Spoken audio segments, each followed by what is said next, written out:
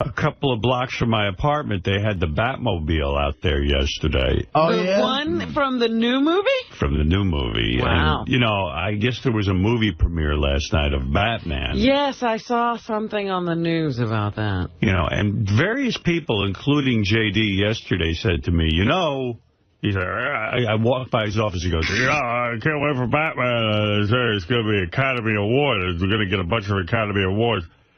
And the hype now is that Heath Ledger is so good in the new Batman as the Joker that he's going to be... Well, they have to give him the award, yes. That they're going to have to give him the award. And I'm sitting there thinking, I wonder if this is hype or not. Like, I thought the last Batman was okay. I thought it was really good. Yeah, I liked it. I didn't love it. I liked it. I really liked it. Christian Bale is such a good actor. Excellent Batman. Yeah, I really like it. And now, again, it's the story of how Batman meets the Joker. They keep seeming to get stuck in that same period of time. Well, that's what happens with these comics. They can only tell the same story over and over and over again when they bring them to the movies. I don't know why. There's a million Batman comics. Why is it always... And there are a million villains. When Batman meets the Joker. And it's tough to... It's odd to me. It's like even the Hulk, they had to move on with... No, he's doing the same thing. He's getting born. Well, I know. I heard they were going to do the Riddler, but Frank Gorshin is just in no shape. But talk about a tough acting assignment though for Heath Ledger. He's got to follow Nicholson as the Joker. I mean, that's. I hear he's great in it, but that's tough to do. Yeah, but he was good. He's coming at it from a different angle. I haven't seen the movie yet because I don't know. We just haven't seen it. And the fact of the matter is, the hype seems to be that it's so good that it's going to be an Academy Award winner. Now, I don't know if that's hype, because before a movie comes out, they start these kind of stories. Well, and, there's a little bit of, I don't know, I get a funny feeling because they're trading on his death. Right. This is the movie that killed him. Well, you got to see it. Far be it from Hollywood to exploit a tragedy. But I mean, look, I think they're clearly going to do that. And I heard merchandise involving his character is through the roof for it. I haven't heard a actual review. J.D. has a review. Here is the review. This is from television somewhere. I don't know where. It's by Roper. Okay. Our friend Richard Roper. Okay. The best comic book movie summer ever just got a whole lot better. The Dark Knight opens next week. This is an early review. Christopher Nolan's Gotham City epic is one of the best movies of the year and should merit consideration for a Best Picture nomination. This is a rich, complex, visually thrilling piece of pop entertainment, as strong as any superhero epic I've ever seen. Now he's making me anxious. Christian Bale as the most intimidating Batman and the most arrogant Bruce Wayne in the history of the series, and Gary Oldman as the righteous James Gordon. Maggie Gyllenhaal is an upgrade from Katie Holmes as Rachel Dawes. It'll be an upset if Ledger isn't nominated for Best Supporting Actor, and it won't be a maudlin sympathy vote either. He creates a Joker that is one of the most memorable screen characters of the decade. Wow. Writer-director Nolan has fashioned a near masterpiece here, maybe the best superhero movie ever made. His action sequences are thrilling, including 2 or 3 moments that are guaranteed to generate big applause in theaters. Even with a lead in a bat suit, The Dark Knight has the authentic feel of a crime epic like Heat or The Departed. It's a great film. I say see it. In fact, see it twice. I would see it twice, and I'm looking forward to it. This film really is one of the great achievements of the year. Wow. Wow. And, that is high praise. Yeah. And you got to believe Richard Roper, he knows what he's talking about. Of course, he gave Beer League a thumbs up, if you remember. I was going to say, he did like Beer League. Big thumbs up. I'll tell you, that gets me really excited. I'm hyped. I can't wait now, too. I am so hyped for this movie. Yeah. And I love Batman. I love Batman more. Oh, you do? Yeah. Well, I don't. You do, Robin? Than Howard? You didn't read the comics when you were young, my But dear. I love the movies. Ah, you love the movies. Remember you said, Howard, that you love Spider-Man 3 and some people gave you shit about it. Right. I finally saw it on demand. Yes. I couldn't agree with you more. It was a great movie. It was wonderful. Yeah. Yeah. And I still have... 3 was real. I think it was better than the second one. Well, people say, critics I've heard say 2 is the best, but I still haven't seen Iron Man yet. So oh, you got to check that out. Speaking of Iron Man, I don't know, Ralph wanted, he's got a weird apartment. He's got all of these puppets and dolls. I got to get over there. Have we ever sent the TV cameras over there? No, but I know a chick who dated him, and she went into, he rarely lets someone into that apartment. I've never been in it. I picked him up there before. We live a mile from each other. Have you ever been in there? No, I just seen pictures of it, and the chick ran out of there screaming. That's what you want. She saw the apartment and said, "What am I doing with this guy?" Yeah. And called her friend, and the friend said, Get out of there now. Is that true? What is it, J.D.? I wanted to make a documentary, like I wanted to make a documentary about Ralph, about what he does during the day, but he wouldn't let me. Right. Well, after you got a 5-star review with the Ronnie one, I'm sure Ralph doesn't want to be skewered. But anyway, so... I don't know, Ralph arranged through Gary to get this Iron Man bust, like they had a head of Iron Man. It's a stand-up. It's a kind that you put in the theater when you walk in. Are you kidding? You mean the cardboard standee? Yeah, like the 6 or 8 foot one. Like, Ralph doesn't have that big an apartment. He doesn't have a lot of money.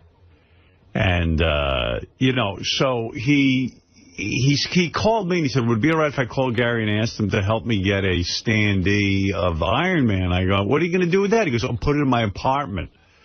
So, I mean, there's so much junk in that apartment. God only knows what it looks like. Cardboard standee he's got it. Here he is calling Gary on an answering message. The kid, he sounds like he's 12. Listen to this. Hey now, Gary, it's Ralph. So I started unboxing that Iron Man thing, and I took it out. Oh my God, it's so huge. It's about like 5 times the size of real life. It's like and it's just from the head down to like the top of the thighs, and it's like probably like 8 feet. It's so great, man. I put it up on the wall. I'll take a picture and I'll send it to you. It's ridiculous. Thanks, man. All right, bye. He's even laughing at himself. He's close to 50 years old I now. know. putting comic book characters on his wall. Well, this chick I know who was dating him, she had met him in L.A. Yeah. When he was at Sam's. No, he was staying at this other guy's house. Oh, yeah? So she had no idea. She knew he was on a show and all this, on a radio show and associated with her. So she figured she's with some big-time guy. Right. She comes out to Jersey. She shows up at the apartment, and she sees like the big giant Pamela Anderson. Right, because then it was barbed wire. Right, barbed wire, and he's an adult man, and she figures she's in a relationship with an adult. Yeah. So she gets on the phone. She had an accent. She was telling me, she goes, I called my friend Star, and she said, are you crazy? Head for the hills. Head for the hills. And she goes, I said, there's some guy with Pamela Anderson, and I'm Batman and Hulk. That broad, you freaked her out, man. She thought she was with like a mass murderer. You know what? That did down. I still couldn't get rid of her. Right. You're kidding. Stayed. No, she stayed this one. You were trying to get rid of her. I'm a great guy. He's a catch.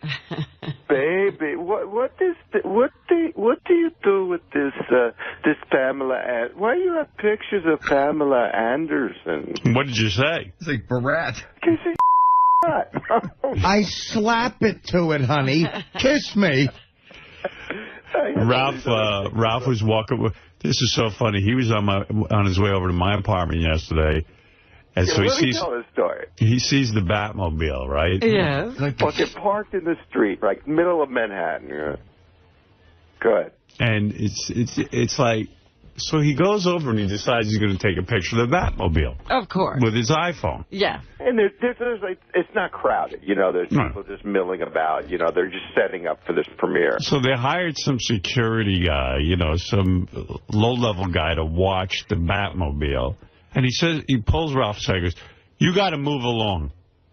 So Ralph goes, it's sitting here on the street. You've got the Batmobile parked right here on the street. What do you mean I got to, why would I, this is a public street. Why do I have to move along? Why do you have it here if you don't want people to look at it? You're such an asshole. Like, why do you put that thing in the street and then go, okay, move along, nothing to see here? Yeah, I mean, the whole idea is they're trying to attract a crowd around the Batmobile so it turns into something so that they can get publicity. And the security guard doesn't get it at all. No, so he picks Ralph out, of course, and he's telling him to move along. So Ralph goes, well, you relax, I'm going to take a picture. Yeah, I said, step back, I'll take a picture and I'll be out of here. Now shut up. Right. And he moved, and I took my picture and moved along. But you know, it really sucked. They had the Bat bike there, too, but that was covered up. And I went back later. I couldn't get near it. Right. Oh, there you go. Well, I told you Ralph and I went to see the superhero exhibit at the Metropolitan Museum. Right. And, of course, they had a no-picture policy, too. What did you do? Like, what do you do with all these pictures? Like, once you fill up your iPhone. Dude, I have 1,500 pictures in my iPhone. But do you ever download them into anything? Yeah, sometimes. And then is there such a thing as filling it up so that you have to delete some? No. I mean, it's got like it's like 8 gig. It holds a ton. Like the Batmobile picture I sent John Hine yesterday. He appreciated that. So. But will you erase that eventually, or will that always be in there?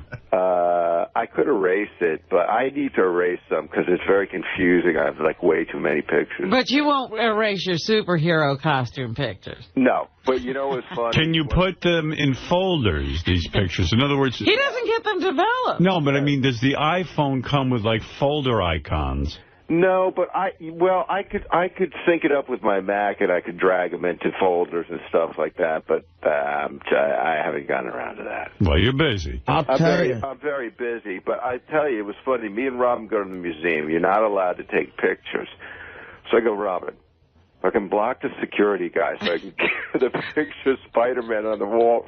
Robin starts to go, quick, take the pictures, Yeah, we're stealing pictures. Block the security guy? Is this when Robin was heavier? How's she blocking him? I never saw a guy take so many pictures with this iPhone. He takes pictures of people's feet on the subway. Really? iPhone is the greatest thing. I'll tell you, Ralph, he showed me pictures of your house yesterday. I mean, it's unbelievable. He uses that iPhone. He is the perfect... They should have him on their commercial. You know how I get bored with everything in my life? He loves it. This is the only thing I've never gotten bored with. I take it to bed. I lay in bed. You should marry it. You know, the one thing about, like, at the end of... And by the way, a chick came over to my house the other day, and she thought all my stuff was very cool, and so, you know what? Yeah, but that was Blue Iris. Oh. You know, the other day, Ralph was showing me the iPhone, like we were at my house hanging out, and I was so impressed. Like because I was in Afghanistan, I hadn't seen the Jesse Jackson thing. He goes right to YouTube. Yeah. He shows me the clip. And after my season of Rescue Me, I have one, and I got as a gift from Dennis Leary, and it's just sitting there. He went on his iPhone and was able to go on YouTube and watch video? Yeah.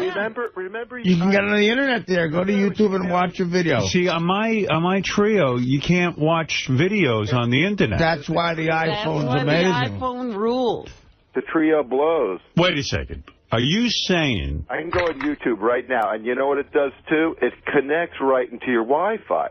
So if you're, like, anywhere, I mean, you know, if I'm at your house and I want to connect to your Wi-Fi, I do that, and it's lightning fast. So you can watch videos. You sort of... Yeah, he was showing me news clips. It was just crazy what he could do. I can go on howardstern.com right now. And see pictures. I mean, it's... How long does it take to download a picture off of there? I mean, not download, but like view. You know what I mean? View. Well, it's like it's as fast as your computer. Wow. I know. We were sitting in the pool, and he says, I got to show you this Jesse Jackson thing. And I'm like, I don't feel like getting out of here. It's like heated, and I'm fat, and I don't want to get cold. And he goes, no, he just goes over to the side of the pool, grabs the iPhone, punches it in, and in about 10 seconds, I'm watching... crystal clear, like in high def, the clip of Jesse Jackson. And the screen is a nice size screen. Yeah, you know what's amazing, too? You go on, you know those stupid podcasts? Well, I found out they're not stupid. You go on, like I get ABC World News, and they do a podcast, which is a video podcast, and every time I stick my phone in and sync it up, it downloads all these podcasts, like I'm watching it on the train. If I send you a picture, does it take forever for you to open it and view it? No. Oh, wow. It's amazing. You should have him give a demonstration because he handles that phone better than anybody. All right. I showed it to like 3 people, and they all bought it. Everybody I showed it buys it. All right, thank you. Thank you. You know... you know what? I'm not starting with a new phone, and I'll tell you why. I switched to the BlackBerry. That was horrible. I went back to my Trio because at least my email and everything else works fine on there. And I know if I switch to something else, it's 10 months of trying to get that shit set up right, and I'm not doing it.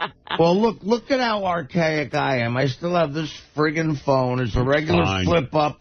And the antenna comes in. This is what Mercedes... Wow, you have an antenna. And this is from a 2006 Mercedes phone that they sell you for $2,000. Oh, my God. And then the antenna comes up. So now with my assistant and stuff, I'm getting so many texts and bullshit. I'm trying to learn how to do email. I said, all right, I got to update to either a BlackBerry or like a Trio or something. But again, Dennis... Why is it so hard for you to learn email? I don't understand when people say they have to learn to do email. It's well, so now, easy. you know what's going to happen? I text so much now, it's almost like it. And this new assistant is so efficient. She just gets every email and she lives 2 blocks away from me, and they're all sitting there when I get... Who is texting you? I don't text you. I don't do texting. I have friends who are like, in other words, I had the party at my house, right? Right. And... a bunch of my friends, I gave them directions, and I just always had my phone on me, and they would go, look, I'm at that gas station, do I make a right? And I would go, stuff like that. And you're busy with that. Yeah, a lot, and talking to broads. And your fingers. Like the broad I had over. You got a big manly hand like myself. Are you able to type in there with your thumbs? Well, this is a regular phone, so the numbers are way bigger. You see, it's not like... Let me ask you something. That's the problem. The Trios are real small. If I said to you right now... Right. Artie, text me and write the following. The rain in Spain falls mainly on the plains. Okay. How fast do you think you could type the rain in Spain falls mainly on the plane into that phone? I'm a horrible typist. That's right. And it's a phone where you got to really, you got to keep pressing it because it's not individual letters. You must be spending half your day because just to write directions to someone would take you half a day on that. I wouldn't write directions. I'd call them with directions, and then little things they'd use for text. Like a final turn. Right, at light. Are you aware of the abbreviations that people use? I'm getting into it, yeah, which is crazy. But what are some of the abbreviations you've learned? They're real gay. Like what? Like Teddy knew every one of them. You'd have to do happy face when you're smiling? Well, apparently I send a happy face. but I don't know how I did it. It's so embarrassing. Like I sent 𝗦𝗵cie𝘄𝗿𝗿, this happy face football player. I texted him, and he goes, dude, is that a joke, or what are you? And I said, you know what? I must have hit something. I have no idea why there's a happy face all the time. And I had to make my sister... stop that. I don't want that happening. What do you abbreviate? Well, they do shit like LOL is laugh out loud. You do laugh out loud? No, I don't. I can't do that. I can't. I hope not. I can't do that. You would never see me write LOL anyway. OMG is oh my God. Oh my God, yeah. On my chess website, all these balls write LOL and all this shortcut stuff, abbreviations, and I go, what the fuck? You know what I do? Instead of men are turning into women. Instead of writing TO for 2, I'll just write 2. Yeah, the number 2. Because that's not fruity and it saves space. And the U for you instead of writing YOU. This hot chick I know did the coolest one I've ever seen. What? And instead of later, she wrote L, the number 8, and just R. That's a good one. Which, I mean, Are you going to use that?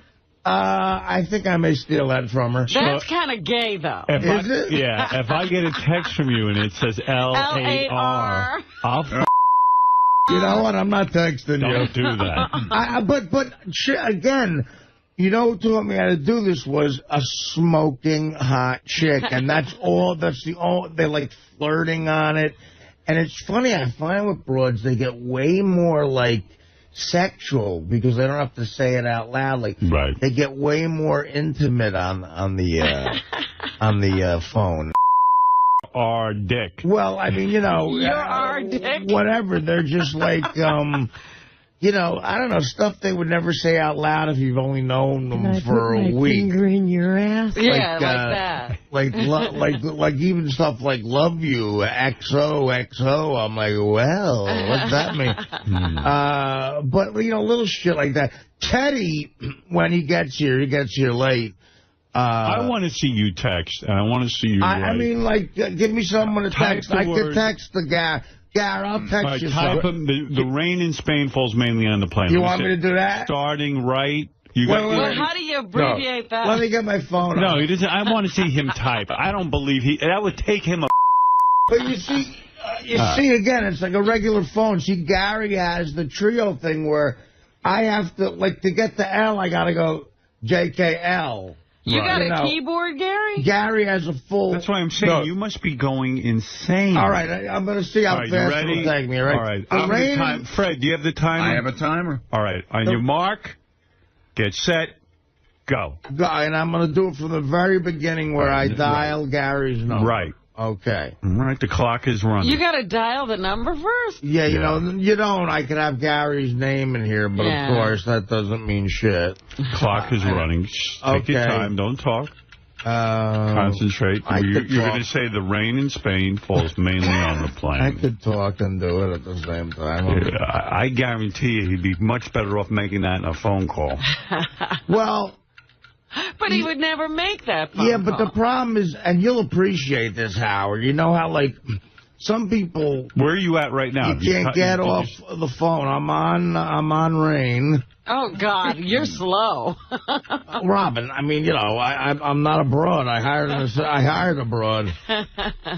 My father was a real visionary. In the 8th grade, I was taking typing, and he said, and I was failing, and he goes...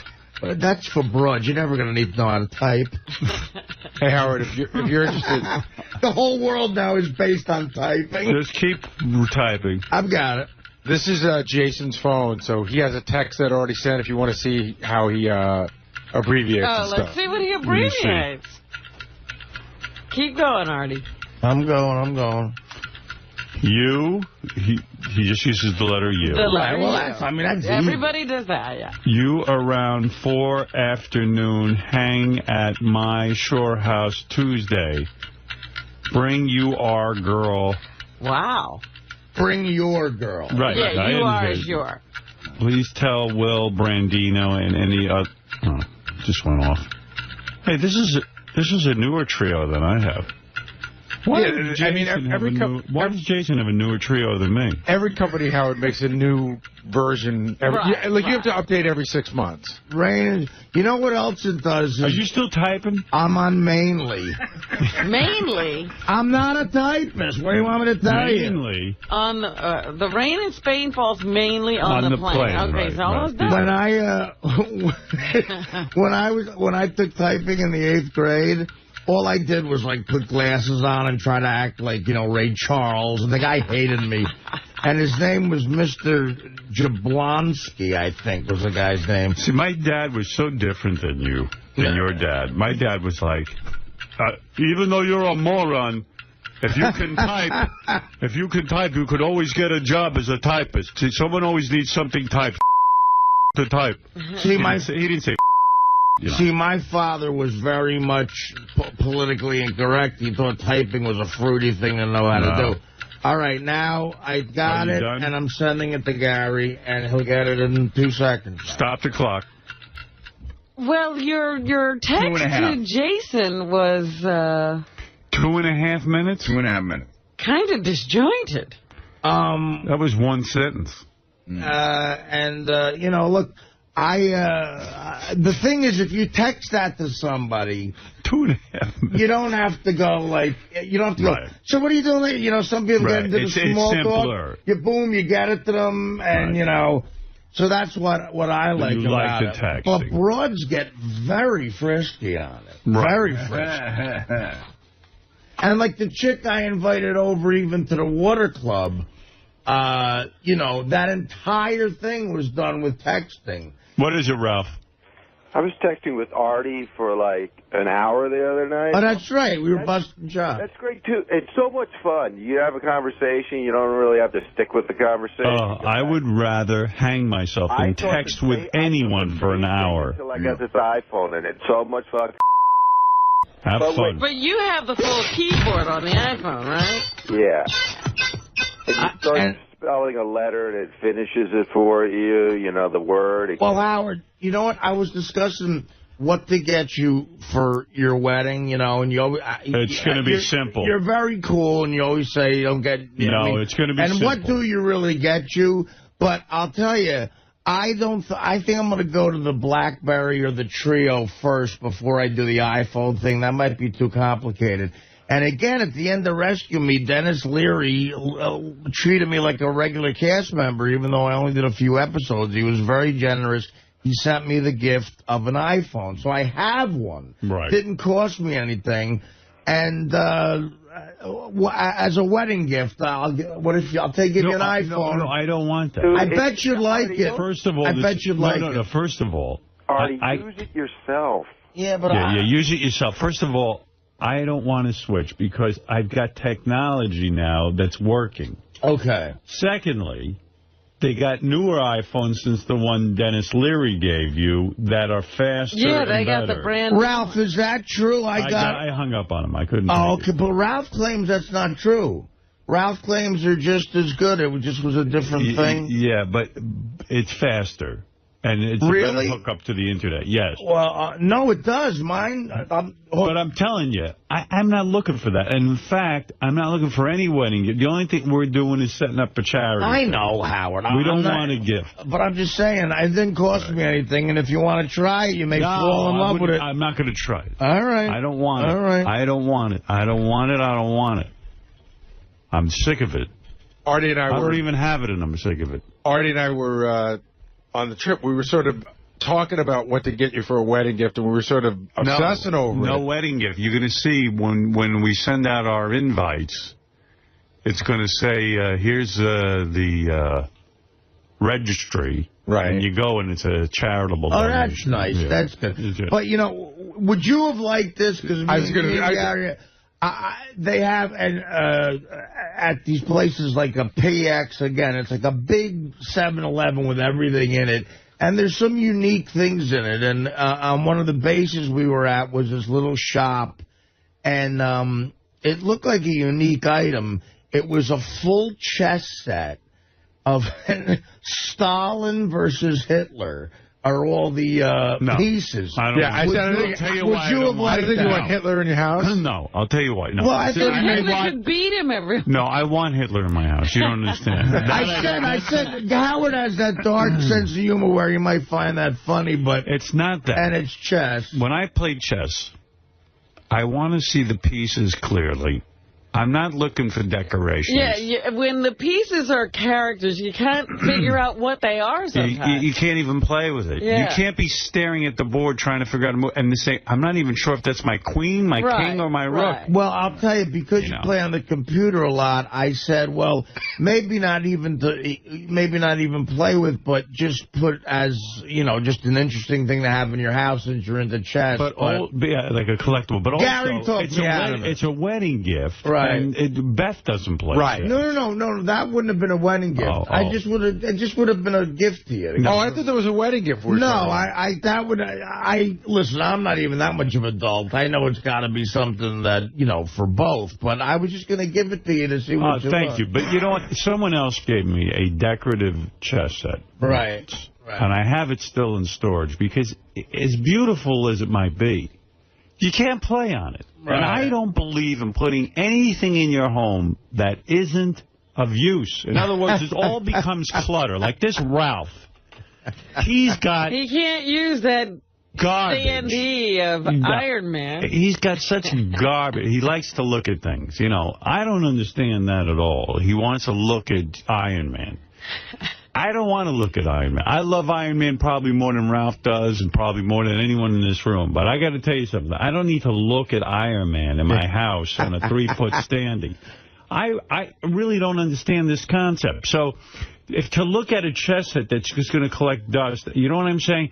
It was just a real cool, unique thing that you put in a den. But, don't waste your time with me. I have I would have been upset with that.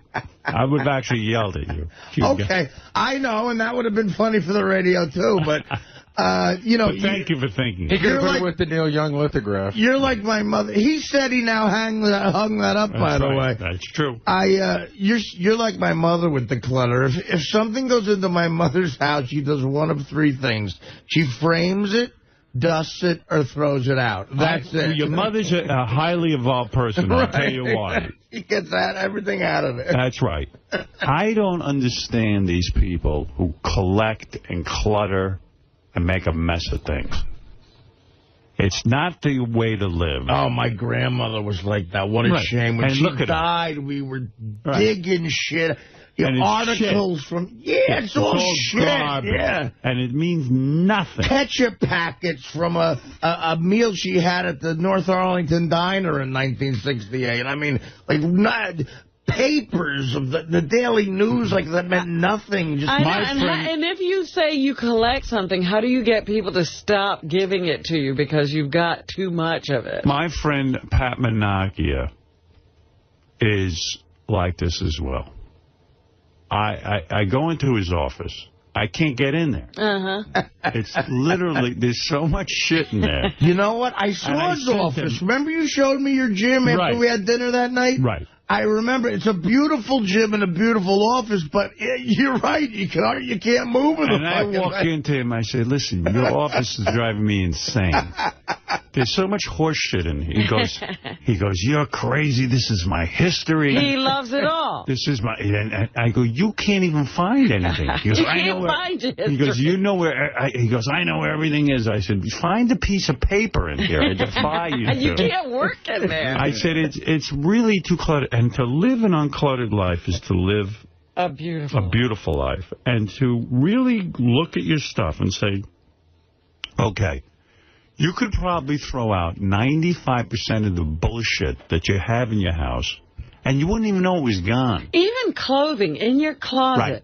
You get the same 3 pieces of clothing. What's that other stuff in there? Absolutely. Well, you can get stuff done, too. Like when I worked briefly as a carpenter in the Carpenters Local, the first thing the foremen tell the younger guys, if you're going to do a job in one specific area, like sheetrock a corner or spackle or something, or put in, molding, crown molding, you got to have a clean work area. Right. Just get everything out of and you can work, and there's some guys who don't do that. My friend Pat, if he wanted to put a book down and research, he couldn't put a book on his desk. Right. There's pictures. That's unbelievable. Clutter. There's magazines.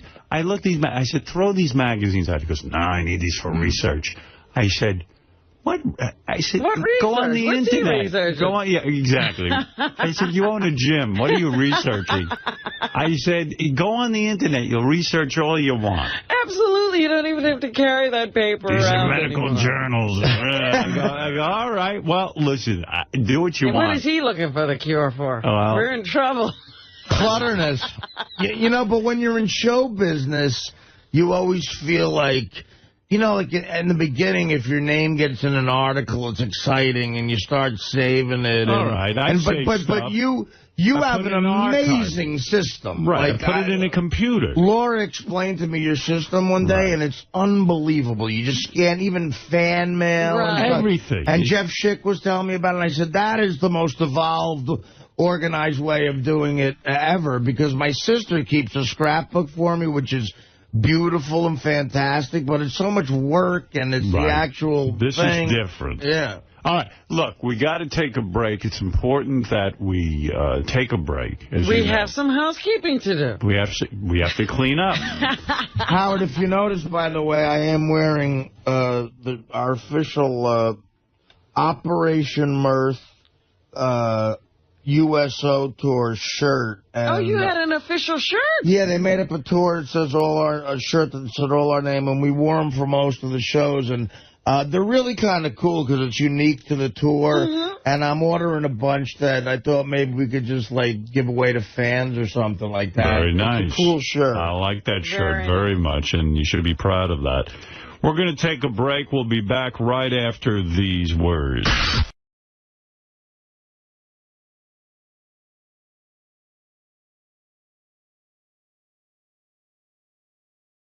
And he says, so one day I'm in my apartment building. The elevator door opens to my elevator in my apartment building. And who's in the elevator but Al Pacino, Beverly D'Angelo, and a real estate broker? They're looking for an apartment in my building. And he said as soon as the elevator door opened up, the Pacino looked and went, oh, fuck. Here we go. Here we go. Beverly D'Angelo, completely clueless, gets off the elevator and goes, Alec! Oh, my God, it's Alec! We were just talking about you. We're saying you're so political. You should run for office or something. So weren't we saying that, Al? Weren't we saying that? And he said the whole time Pacino's like, I'm going, who, him? Yeah, this guy. You do anything you want, don't you, Alec? You do anything you fucking want. And Beverly D'Angelo and the real estate broker are going walk down the hall, and Pacino eyeballs him as he walks by, and Alec goes, Al, can I talk to you for a second? And he says, what, you got something you want to say to me? What do you got to say to me, Alec? And he goes, listen, I know you know about the play. And he goes, play? You were in a play. Tell me about this fucking play. I'm dying to hear about it. And he said, listen, I know you know about the play, and I just want to tell you three things. Number one, I only agreed to do the show for 2 weeks. Secondly, I wasn't going to do it in your backyard. I only agreed to do it in New York City. And thirdly, and this is the truth, I've never had more fun in my life than I did playing you. And that's the truth. And he said, Pacino looked at him and said, Alec, how in the fuck can you have fun being me? I implore you, show me the way, because I'm fucking miserable. I'm miserable. Is that not the greatest story? I love that story. Said, well said. That is great. Wonderful. Yeah. Bravo. Now, George, Bravo. you have to be impressed with the rapid fire going Voice changing. He did Beverly D'Angelo, Alec Baldwin, and Al Pacino. You have I don't to be. know why he didn't do the real estate agent. She sounds like this. The roast. Did you have sex with Jessica Hahn? No, never had sex with Jessica Hahn. Jessica, why are you claiming you had sex with Craig? Greg, don't you want to tell him when you were doing... Remember you were doing Sam Kinison, and you don't want to tell him about that night? Well, there was one time when I bent her over and I said, I'm going to fuck you and I'm going to shit on the floor. Oh! Why did you have sex with Sam Kinison, or Craig is Sam Kinison? That would at least bring back all the time. I think she's saying that's what she did. We were just like, remember, we were just at the Comedy Store after hours, and we were having drinks, and we just got into it. Remember? Craig, you got into it with Jessica Hunt? I wish I had. Wow. I've never even met her. Jessica, why are you... God, you should have played along, you idiot. You're doing the Howard Stern show. When you had sex with Jessica, you did not like the fact that she revealed that you shit the bed and lost control of your bowels. I think it was the falling asleep inside of her. Yeah, I think that it's always nice. You always want to be praised. You always want people to go, man, he's the best lover I ever had. The last thing you want to do is turn on your radio and go, God, he shit the bed! He was sleeping. He was a great lover. Wait, Tracy Morgan. Jessica, thank you. Tracy Morgan's on the phone. He's upset. He does not like the way you do his voice. Tracy, go ahead. Hey. Hey. Yes, you're an asshole. You think Craig is an asshole? Yeah. Why? Bitch. Oh. Because you don't make a phone call to 𝗦𝗵cie Projects, motherfucker. Yeah, that's true, man. Tracy, go ahead and say what you have to say to Craig. Sign me a check, motherfucker. I'll walk away. Yeah, I'm all about assholes and toes. So you want to be paid, in other words. Fucked up I am in the head. Yeah, you are a little bit fucked up today. What's going on? Grew up right across the street from Jay-Z. Oh, yeah? I know, yeah. He grew up across the street from Jay-Z. That's right, in the hood. That's crazy. All right, listen, so the Miss Amputee thing. Oh, yeah. Getting back to that. Craig Gass, by the way, for more info, go to myspace.com/Craig Gass. Oh, and there's a picture that I put on there. Have you banging Miss Amputee? No, from the roast. Steve-O showed up to be a part of the roast. He was so lit by the time we started rolling tape. This was the roast of Gene Simmons. Of Gene Simmons this week. It was Jeff Ross, me, Lisa Lampanelli, Jim What did Norton. you do? Did you go up as Gene Simmons? Did you dress up as Gene Simmons? No, I went up and I did like maybe 5 minutes of jokes about Kiss, about him, about some of the other roasters. And what then do you say about Gene Simmons that would insult him? I mean, you know what? I don't know how much they're going to show. Can he be insulted? I don't know how much they're going to show on the roast, but at one point I said something about, you have the most hair I've ever seen on a bald guy. And he was laughing. And then I just blurted out, what the fuck is on your head? I don't know. I said something about Gene claims. Gene what? Gene claims to have slept with almost 4,280 women and never wrote a song about it because nothing rhymes with gonorrhea. Lisa Lampanelli killed. Jeff Ross told a true story. About how he said, I was your #1 fan. I worship Kiss. I bought all the albums. I dressed up like you every year for Halloween. I idolized you. And then I met you.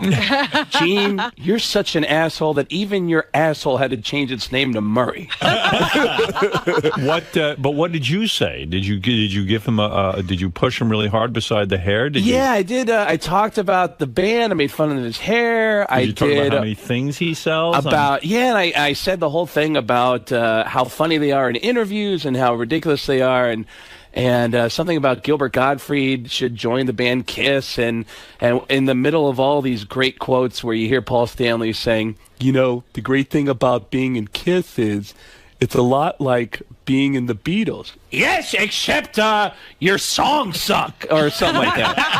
And when did you start doing Gilbert? I didn't even know. It was just from the stories. That's funny. There was actually a roast story that I asked you if I could tell on the air when you were back at K-Rock, and you looked at me and you said, are you out of your fucking mind? I thought I could edit this story. What was the roast story? The roast story is my first roast I ever did, the Friars Club. We roasted Richard Belzer.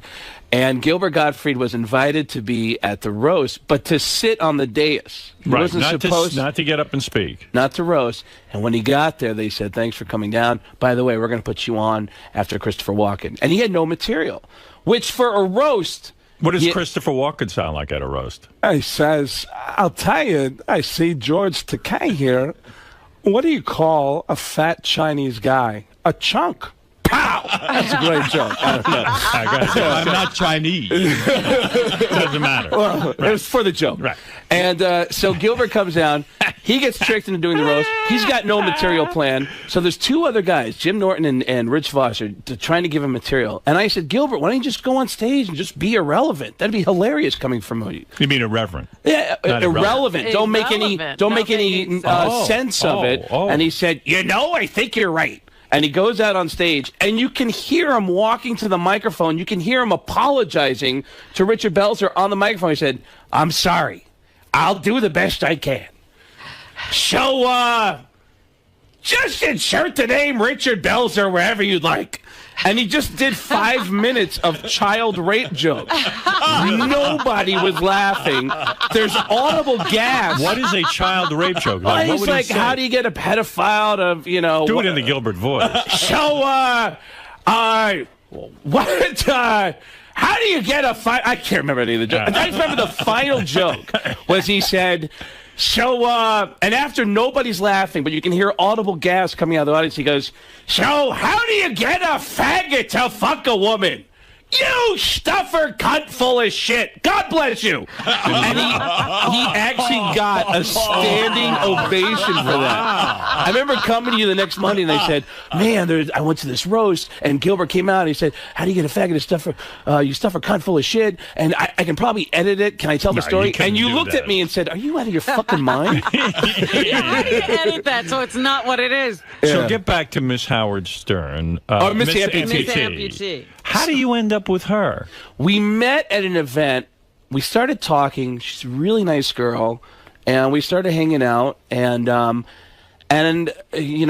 told her, I said, we probably should keep this on the down low because we're going to get goofed on forever. She's a pretty girl. She's beautiful. But is that the she's first appeared time? In Playboy. Were you ever with someone with one arm? Yeah. And was it now, weird? She didn't keep the arm on in bed, right? It's kind of weird. Like, I don't want to say anything disparaging, but it was weird. It was weird. I mean, I got to imagine it has to be what it's like for a girl to fuck Carrot Top. There's props on the bed. There's just an arm, a plastic arm on the bed. Does that maybe turn you off a little bit when you just see an arm laying on the bed? It throws you off. I see. And I'm so ADD that I can lose everything very quickly. But why didn't she tuck the arm underneath the bed or something like that? She actually gave me a back rub with the half an arm. Oh, geez. I'm thinking about a friend of mine, 𝗏_𝗏𝗄, who has this amazing joke about, he says, I dated a girl with half an arm once. She had this had some nubs on the end instead of fingers. And it looked like if you grabbed the nubs and pulled, you could pull the rest of the arm out. Like she might have a good foot of arm still up in there. But, So is that what ended the relationship? Like you never took her out publicly because she has the one arm? You couldn't be seen with an armless woman? No, I had no problem with that. I introduced her to all my friends. Right. I just didn't want to introduce her to Florentine and Bob Levy and Sal and Richard. Right. The guys I was doing shows with, because I thought, we're just going to get goofed on. So she would be at the shows, and we just kind of casually hang out, and then afterwards we'd leave together. And hook up. So this went on for some time. It went on for some time. Oh, and I didn't realize it was so significant. Yeah. Yeah, and it's like you and Jimmy, Rob. But she was a little bit of an attention whore, which kind of bothered me at first. But what do you mean by that? She just loved attention. She did something. We did a show in Philadelphia, and Bob Levy, I love the guy. He has no idea that I was dating her at the time. But we did a show at the Electric Factory, and she said, I want to go and get my ass eaten out during the show. Right. And I said, why? And she said, because I think it'll be fun to go up on stage in front of everybody. And I said, but do you know what that's going to make you look like? And she said, no, it'll be fun. And I said, no, that's not fun at all. And she's like, oh, does that bother you? And I go, of course. Bob Levy's eating cream out of cheese? And I love Bob Levy. I love the man. I adore the man. But I don't want to see him eating out the girl that I'm dating. Yeah. And especially with blue cheese on her ass. Oh, no, I don't blame you. And she went up and she got her ass eaten out on stage. And I just, she did. Did that end it? No, we dated a couple times after that. Went out a couple times, but I was just really too freaked out. I was too freaked out, and I started getting irritable, and then... Now, she says you were an egomaniac, though. You had to sit and listen to see if your name would be mentioned on the air. No, it wasn't that. She was saying I was irritable listening to Sirius because I'd be listening to a great comedian, and I'd say, wait, hold on, let me finish listening to this guy. Oh, okay, all right. Yeah. Well, there it is. Well, listen. Let me ask something. Were you kissed by Jeff Ross? I saw that. You gave. But you. My question is, were you? No, I didn't get kissed by Jeff Ross. He's a good kisser. Is he really? You mean Jeff Ross kissed you, George? On the Shatner roast. Came out of the clear blue sky. I don't know what prompted him to do that. And George stuck his tongue in his mouth. Really? Yeah. Did you? I thought. Did your boyfriend get angry at that? That you stuck your tongue? We shouldn't be I thought the same thing, George. I thought the same thing. I was wondering if Brad got, because I know Brad got sensitive about a couple things you said on the air. So you were saying that you were at the Gene Simmons roast, and then Steve-O was there. Steve-O shows up. He's already lit before we start rolling. Yeah, he likes to get high. And one or two comedians in, he walks behind the dais and pisses on the stage. Oh, for Christ's sake, that smells. And no one notices it. And I look over at Paul Rodriguez, I go, are you watching this? And he looks over and he goes, oh, man. You know, because Steve-O's sitting with us in that end of the stage. Nobody, pushed him off the stage. Well, at least he didn't pee on your side. The second time, he pees almost on Danny Bonaducci's back. And Danny has no idea. I flipped open my camera phone, and I took a picture of it, and it's on my MySpace page. There's a picture of Steve-O almost pissing on Danny Bonaducci. Danny has no idea, and in the corner, you can see Ralphie May smiling in the background. But you know, if Danny had seen that, Danny would kill him. So we said Danny, you know, and Ralphie told him, and Danny goes, what? What? And he goes, oh, no. And instead of taking matters in his own hands, he actually went to a stage manager. And one of the coolest moves I've ever seen, a guy walked over to Steve and said, hey, Steve-O, hey, you want to smoke? And he goes, fuck yeah, dude. And he goes, all right, come here, follow me. And he goes, oh, right on. They walk out, they close the door, and they wouldn't let him back in. They slammed the door behind him. I never saw the guy again. So when the Gene Simmons roast airs, you're going to see Steve-O sitting on the dais for the first 2-3 comedians, and then he's just not there. And he never goes on stage. And he's pissing just on the floor? On the floor. And then the second time, when he's standing behind Danny Bonaducci, he's trying to pee in a bottle, but it's spraying everywhere. And that's the picture I got on my MySpace. But that's what he does. How do you get to that MySpace page? I might need to see that. It's myspace.com/Craig Gass. Craig with a C, and Gass is Gass, 2 S's. And I didn't know you had a coke problem. Oh, yeah. Oh, I didn't know that. When was that? Craig when I worked with you. He says when he was with us, he was doing a lot of coke. Really? He claims he had a whole big problem, but now you're sober. Yeah, I've been actually. You know what? Next Friday when I get on stage at the Comedy Underground, I'll be a whole week. 3 years. 3 years. Did you go to rehab? Well, it's kind of a funny story because I went to a rehab that was the wrong rehab. My insurance referred me to this rehab. I called up. I said, hey, I need some help. Did you call up as yourself or as Al Pacino? Listen, I got to keep this on the down low, but I love cocaine. Forget about it. And, we got to have you do some Al Pacino phone calls. I would love. You'd be surprised. Go back to Sal and Richard. You'd be surprised how many celebrities will pick up the phone for Al Pacino. I did that once. Oh, that's a good idea. Just as a goof. Oh, and really? Donald Trump picked up the phone directly for Al Pacino. Tom Brokaw picked up the phone directly. Jay Leno picked up the phone. Letterman almost picked up the phone. His assistant said, listen, Dave's he's in lockdown right now before his show. This is a time of day. Yeah, she said this is the time of day. She goes, this is the time of day you cannot bother Dave. And she said, but if you want, I can have him call you back. And I said, I'll call back. I'll call back. Forget about it. And she goes, oh, and Al, I'm sorry. I know you don't remember this, but in 1982, she goes, I had just moved to New York City. I got out of a cab on 23rd Street, and I saw you on the other side of the street, and I knew I had made the right decision, and I'd come to the right city. And I said, oh, well, you could have said something. Me and you could have been an item by now. You and I might be fucking. Who knows? And she hung up the phone thing and she talked to Al Pacino. Wow. So what happened when you called Donald Trump? You talked to him for a while? He picked up the phone and I said, we got, who was the guy from Fox News? There was a guy who had an exclusive with the Runaway Bride. Yeah. And I said, is it Anderson Cooper? Is that guy's name? That's CNN. CNN. I maybe it was Shepard Smith or you called one of the anchormen? I called him up and I said, I got I'm fascinated about this runaway bride. Do you mind if I talk to you about it? And this guy, his assistant gave me his cell phone number and said he's on a boat somewhere, but we'll give you his cell phone number. And he picks up the phone and he said, you know, and he was a little reluctant at first when he picked up, and then after a couple minutes he said, you know what, Al, I gotta be honest with you. I thought this was going to be a joke, but man, I am such a fan of yours. I love all of your work, and I'm just curious, why would you be calling me about the runaway bride? And I said, because she seems nutty. She seems like one of those ditzy whores that I'll fuck. So, can I get her number? And then he realized it was a goof, and he asked for his permission to run the call, and he said, yeah, oh my God, you got me, and go ahead. And he's a great sport. Well, that was about nice that he did that. Yeah, but the rehab story was, I called this rehab, and I said, I have a problem, and I'm answering this guy's questions really honestly, brutally honest.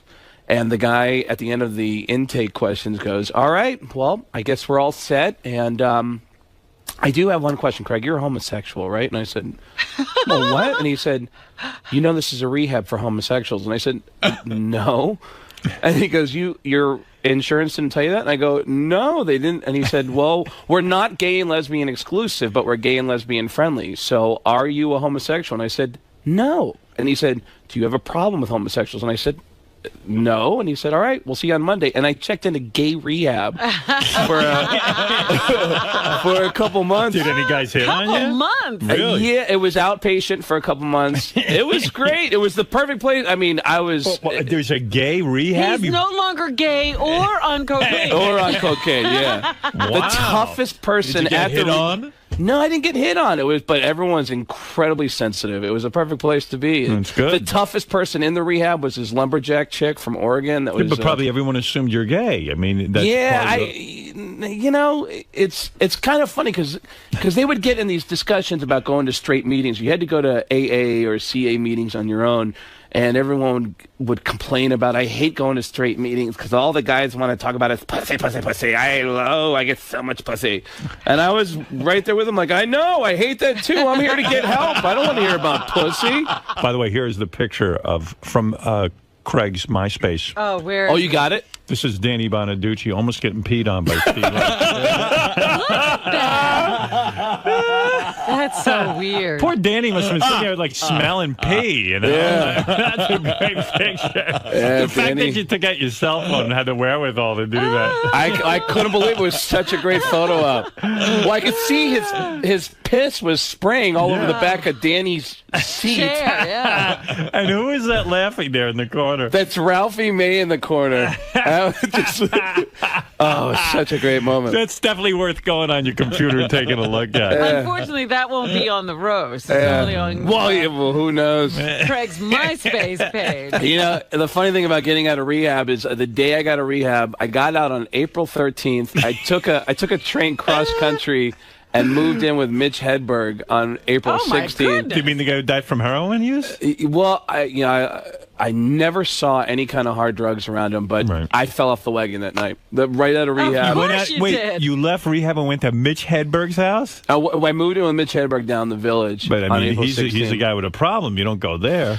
You know what? I never saw him. He's not going to talk you out of anything. I would. The thing that was crazy Mitch, I'm having a problem. I feel like doing coke, and you'd be like, well, go ahead. Well, come on. What are we waiting for? You know what's funny? There was one day that was kind of weird. Didn't Mitch die from drugs? Yeah. He came up to me one day. I came home and he goes, "Hey man, I'm really sorry. I saw some magazines in your bag and I'm sorry. And he kept apologizing. I go, if you're reading my magazines, that's fine. I don't care.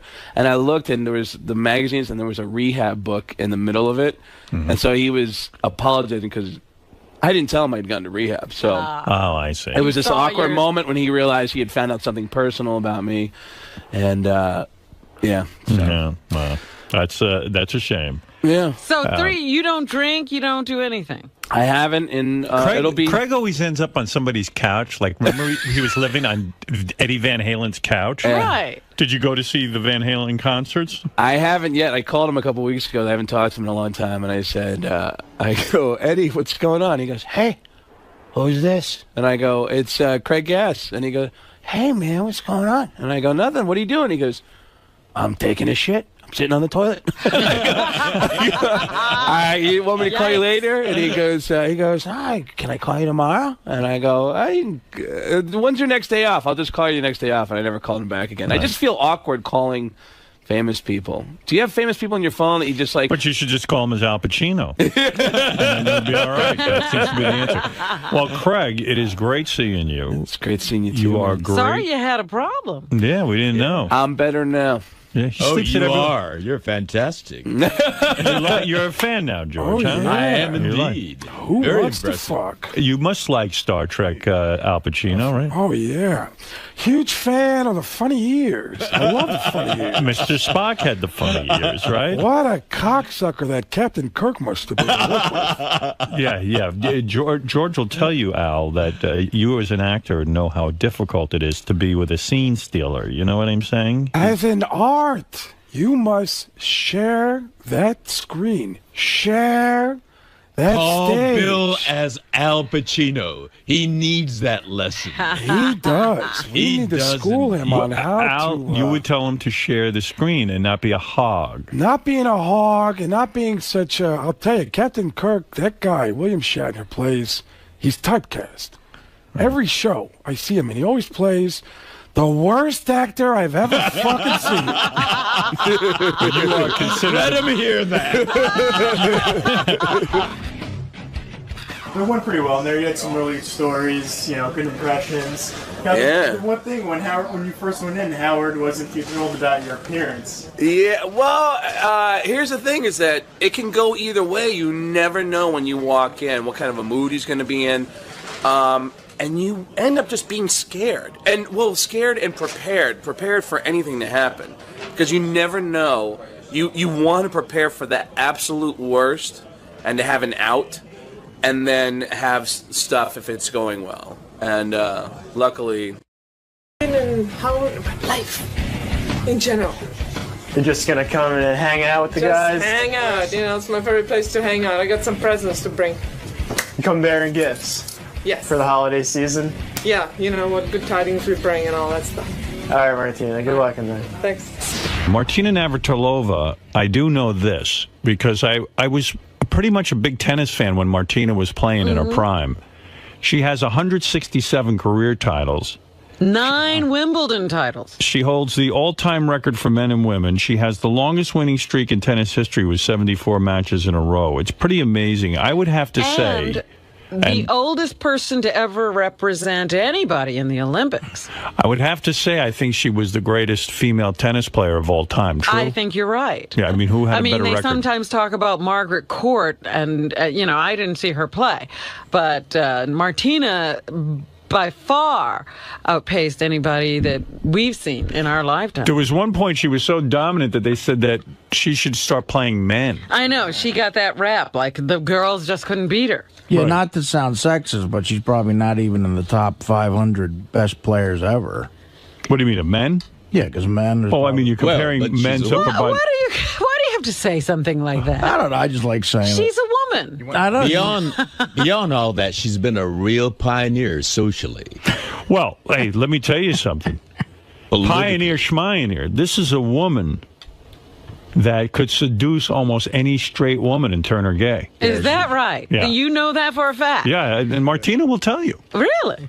I think she will, yes. If you're a lipstick lesbian, she's got to be your ultimate... Let's get her in here already. Don't make me wait. Why a lipstick lesbian? Unless she's in the bathroom. Get her in here already. Martina seems like she's probably... She likes a feminine girl? Yeah, and she's world famous, athlete. She can't be just seen with anybody? Is that what you're saying? Exactly. Let me handle this, but I think you'll see that I'm truthful when I say this. What?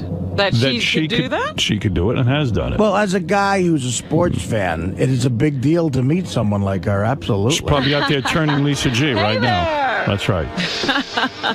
Hi, Martina. Great honor to have you with us again. Maybe won't let me up because got in my ID. Oh, they wouldn't let you up. got stopped They at the said, door? "What's in downstairs?" They have to send an Did you escort. tell We them? waited. Got carded. Did you tell they them that you were the great Martina Navratilova and you shouldn't have to wait? The girl said, "What's your name?" I said, "Martina Navratilova." So I waited for, and she said, "What's your name again?" Oh, dear. That's the worst. You better get back out there on the court. Yeah, you better start practicing. I know. Well, let me introduce you to George Takei, of course. Hello, how are you? Pleasure. George used to be on Star Trek. I don't know if you know that.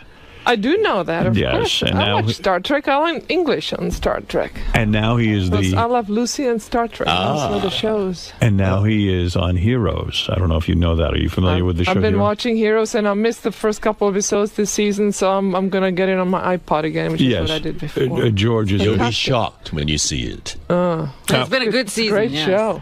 Tennis-wise, I just reminded everyone that you are the greatest female tennis player of all time. And I'm not saying it as a stroke because you come in here and Steffi Graf doesn't. I'm saying it. Steffi doesn't know what she's missing. Well, I'm saying it because it's true. I mean, no one held more titles than you. No one has the amount of Grand Slams that you had. And I don't know. Do you know what a Grand Slam is, George? No, I don't. I'm not a It's not a Saturday night. There I are am Grand Slam. Hold it, Howard. There are Grand Slam tournaments, but the Grand Slam is winning all Wimbledon, four, right, all in that, one year. All that Well, stuff. Steffi did that also. We're sort of, head to head. We're pretty close, but Well, you're better Steffi than says her. I'm the greatest, so who am I to argue? Yeah, George thought it was 4 guys banging you. George points out that you socially have done more for gay rights, too, because you were never closeted. You were always out front. You even put your money where your mouth is. You dare we say, lost maybe $12 million in endorsement deals because you were out. And that's great. And I said to Robin, your greatest accomplishment, off court now, off court, Here you go. was that you could turn any woman, a straight woman, gay. And I want to get into that a You little used bit. to give toasters for that, but I don't have one. Never got anything. Now, I know you've been with the same woman 7 years and all of that. Yeah. But I'm talking about pre this woman. I'm talking about your lifespan as a gay woman. Yeah. Tremendous accomplishments. I mean, the one that comes to mind is this when you dated this Judy Nelson. Yeah, she was on your show, apparently. Yeah. Oh, she was a big fan. Yeah. Evidently. I don't even remember when she came on. But I vaguely remember it because she was with Rita Mae Brown when she came and did our show. But this is what amazed me. This woman was a married woman. Beauty queen. She was a former beauty queen. Straight woman. Very. La-da-da-da-da. I want to go see Martina Navratilova play.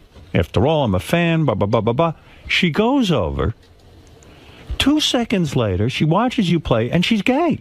She dumps her husband and runs off with you. That true? I know. Well, 2 seconds? Well, she pursued me. Let's put it that way. Yes. Yeah. So Gorgeous. I don't know So then, Martina, you didn't I was turn pretty cute anybody back then. anything. She pursued you. She was. I was like shocked. Yeah. She went out. She came after me. So How did it's like, she okay. find you? How did one get even close to you? Her sons were ball kids at the tournament that we were playing. So she was involved with the tournament. She did play tennis and all that. So it was. Oh, so her kids were ball kids, the ones that chased the ball. That's the greatest. I would love to play one game where someone chased the ball from me. I know. You didn't have to retrieve your own ball. That's why I love not retrieving the ball. And I'm always the asshole that retrieves the ball.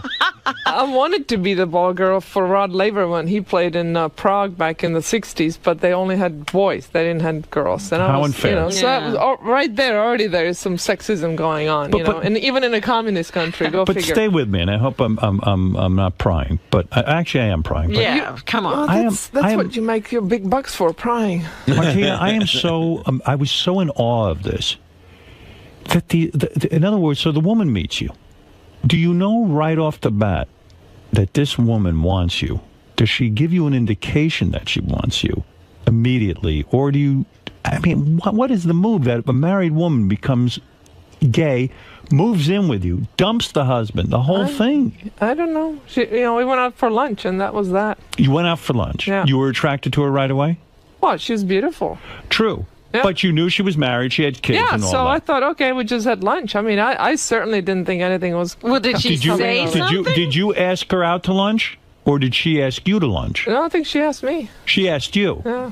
If I can remember. It was, this is like 20 years ago. Understood. But wait a second. This is amazing stuff. 23 years ago. All right. Yeah. Wow. Oi. I don't remember this. Oy vey. I read about this. She says to you, Martina Navratilova, I love watching you play. You're wonderful. I want to take you to lunch. There's a signal implied there when she says, I want to take you to lunch, right? Is there not in your mind? Well, I didn't go on dates. So I didn't know. I really was kind of naive and, not that I wouldn't have gone anyway, but I didn't know. I mean, I don't think it was a surprise to both of us, actually. So you're sitting at lunch, and she's saying, oh, I'm a big fan of yours, and whatever. There's a connection immediately? Well, there was, yeah, obviously. You looked at her, and then 2 seconds, after lunch, do the two of you decide we must make love? Did she ever go home again? I mean, because she never... I don't really want to go there. It was a bit awkward there. I mean, but it did happen pretty fast. Awkward. It happened pretty fast. It happened fast. Yeah. But she had problems with her marriage before. The husband walked out on her, and then he came back, and blah, blah, blah. But had she ever made love to a woman prior to you? No. No. So whatever it is you do in the sack... I do it well. I mean, my God. I mean, but she didn't know that ahead of time, did she? No, she did not. But listen, look, you're an attractive woman. I understand what you're saying. Martina, yes, Howard. This is an amazing accomplishment. Forget tennis. You would like to have this effect on women. I would love to be able to do this. Well, you're a sexy guy. It's the personality. It's not the look. It's the whole persona. Do you think I could turn you straight? Maybe I'm... I don't know about straight, but yeah, we could have gotten it on, I'm sure. Have you been with men? Yeah. Oh, you have? My first boyfriend. Oh. Yeah, but it's not physical. Physically, I can certainly, I'm attracted to guys, but it's emotional. That's the thing. It's how old were you when you were with a man? The choice is who you have sex with. How old were you? The choice is not who you fall in love with. How old were you when you were with a man? 17. 17. Yeah. And you were able to get aroused for a man? Yes. Fully? Yeah. Well, it's not the same as with a guy. Hold it. It didn't take. It didn't physical, take. That's what I mean, Howard. Physically, I can get it on with a guy. It's emotionally that I haven't been able to get it on with a guy. Since you were 17, fall in love with. Since you're 17, though, you haven't made it with a man. Or have you? I don't know, Martin. Maybe, you can't look at me. Not. That's have you had a man since you're 17? And the answer is no. Yes. You have. Oh, that's a revelation. Why did you try? Why did you try it again? No, I'm not telling. No, I didn't. I'm kidding. You didn't? No, I'm seriously? Kidding. You really didn't? Seriously. So you only tried a man once? Well, not. Jeez. Read my book. That's all in there. But wait, did you throw up after you had sex with a man? I mean, was it gross, bald, penis, the whole thing? The smell? No. Were you thinking about a woman the whole time you were with a man? I didn't figure it out at that point. I was a little bit, I was a little later than that. If a chick throwing up afterwards is a sign, I think I've had sex with a lot of future lesbians. Only gay women, right? Yeah, Martina. What she's talking about is really normal. It happens that way with all gay people. I know you've made love to women. I have. Yeah, and you say you successfully completed the act. I have. You said you loved a woman. Well, yeah. You even had a long relationship with a woman as well. It's what makes you. I think you'll agree with me, Martina. It's what you feel emotionally to the other person. Well, that's right? exactly right. But I'm curious. Choice is, again, who you have sex with, but not who you fall in love with. Okay. That's what you cannot choose. Understood. But I'm curious about something. My friend made love to a woman who came out later that she was hardcore lesbian, married another woman, had a kid with a woman, the whole thing. He describes having sex with her, and he didn't know she was gay at the time. We were much younger. And he said to me, he showed me his penis afterwards. It was black and blue. Ouch. That, in other words, he could not get inside of her because she was very, very dry. Ugh. The question I'm putting out there, Martina, were you dry? And were you able to enjoy having sex with a man? Oh, my God. I never had complaints, let's put it that Never. way, from either sex. Maybe I should make love to you. Maybe it would be an interesting story if we tried. That would be quite a story, but I am very monogamous. But you know what? You are. Yeah, All right. 7 years ago, but it's a little late now. What if and I I don't went- think Beth would be very thrilled about Beth that wouldn't either. mind if I was with you. She would be honored, She'd make believe an me. exception. Would you be in the room too? Now we're getting somewhere. Wow. Great. You know what? I'm not bringing Beth anywhere near you. Honestly, I don't need you going to lunch with her. Crying out loud. You'll become the third wheel Mike Quick. You know what, Martina? Promise me you'll never seduce her, because I would be so embarrassed that I don't want to lose my woman to a woman. You know what I mean? It Well, you wouldn't don't wanna even lose a matter period, I that it think. was No. Martina, a legend. You know, you could take that. I don't need that ridicule. You know, was it Pete Sampras you made love to? Oh, I'm curious. Never him, right? No. Never Pete, attracted him? Pete is like 10 years younger than I am. I don't know if so he what? likes older women that Who much. cares? All right, get back to this with me for a Yeah, second. all right. All right, With you. please stay Okay. with me. I'm with you. And by the way, Martina Navratilova, I don't know if you know this, is the AARP's new health and fitness ambassador. That's the retired that folks. old folks group. Yeah, and I'm one of them. You know, 50 year and over, you get the card. But you know, it's about being healthy and fit at any age. And I sort of defied the age when I was playing. Winning at 50 and playing against 20-year-olds. So, you know, people when they're 70 years old, they can be doing things that 40-year-olds are doing. That's Let me all tell you it's about that AARP. They sent me that. They could stop sending me those little cards. They sent me that card. I was so pissed. I was too. Yeah, you're a member. I mean, you're know. eligible to be a member. Let's put it that way. Right. But if you need more information, you can go to aarpfitness.com. And Martina's heavily involved with them. And she's a health and fitness ambassador. And who better than her? I have to tell you, her Here. book is an amazing guide to regaining your health and changing your diet and having the incentive, the mental incentive. Artie, I was going to recommend your book to. He's listening. What can you do for Artie, Martina? If you're a health ambassador, I mean, look at the guy. He needs some help. He's I would desperate. make him play basketball every day. You like to play ball, right? I do like playing basketball, So yeah. you just have to just Make get it you on fun. the court. Make it fun. That's what I don't like to be on the treadmill. I want to play a game. I want But to at make this it fun. point, I used to play in a regular game, but I got so obese. Well, I just wasn't a good teammate, you know, and the other guys would get annoyed. So, I mean, you'd have to pay the other guys to pretend they're interested in the game. I have a deadly outside shot.